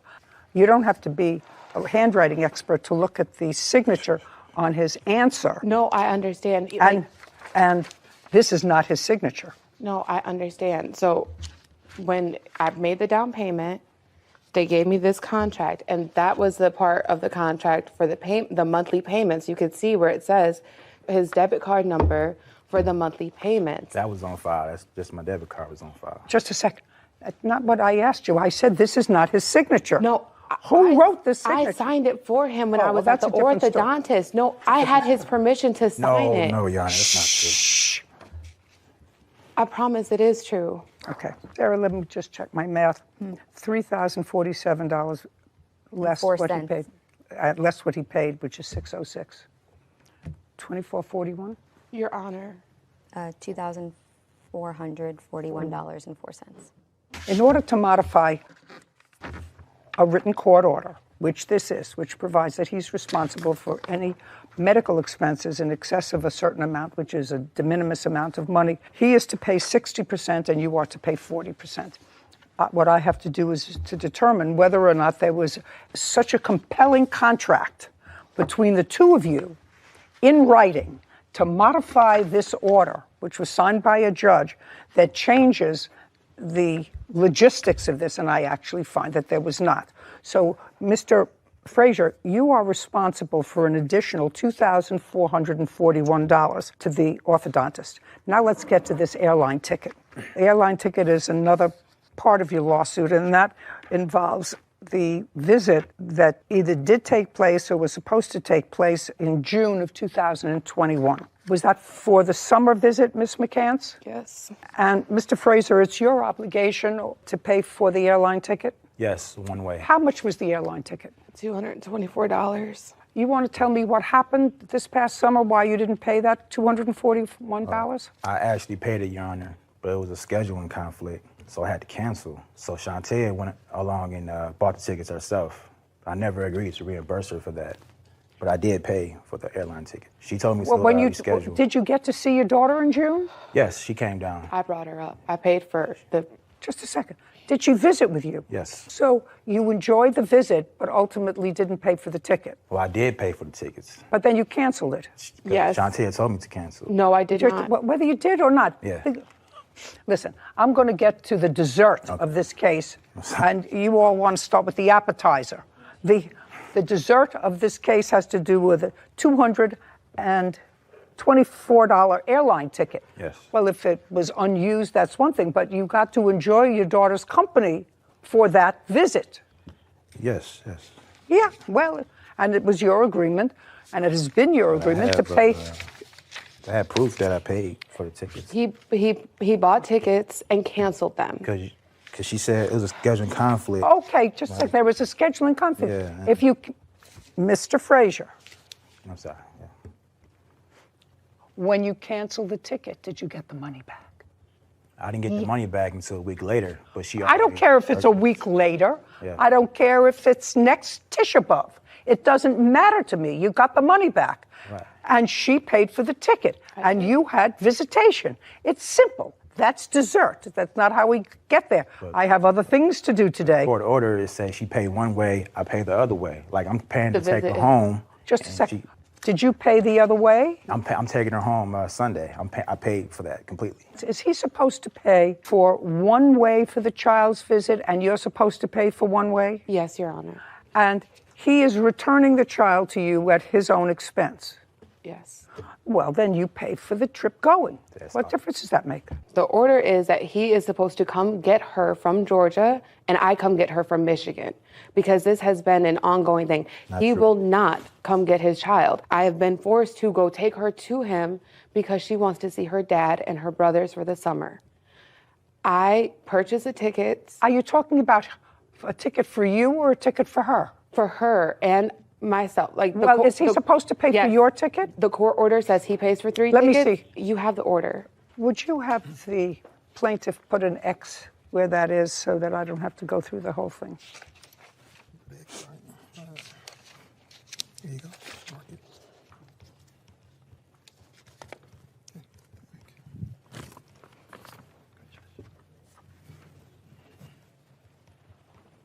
Well, at age 11, is she considered an unaccompanied minor? At this point, yes, but we've never sent her by herself that way. Yeah, actually, if she's an unaccompanied minor, it has to have either a fee or a parent. Judgment for the plaintiff in the amount of $2,665, which Your includes Honor. the one-way ticket. We're finished here. Thank you very much. Court adjourned. thought it was fair. You know, I'm obligated to pay 60%. He agreed to pay the whole payment of the braces. I never called my daughter ugly. I never will.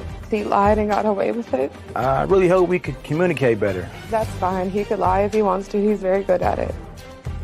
That seemed like a really tough call. How do you make that decision when you can tell, obviously, that both parents just want their daughter to feel her best? You know, clearly, this child is fortunate. She has two parents that really care about her. I think what it comes down to, that even though it's a hard call, if you want to modify a court order that has been litigated and resulted in an order of custody and visitation and support and medical bills, then you don't use the child as a go-between. The child is not an intermediary to create a contract. From a legal perspective, she didn't have the answer. And I guess from a social perspective, parents have to love their children more than they dislike each other.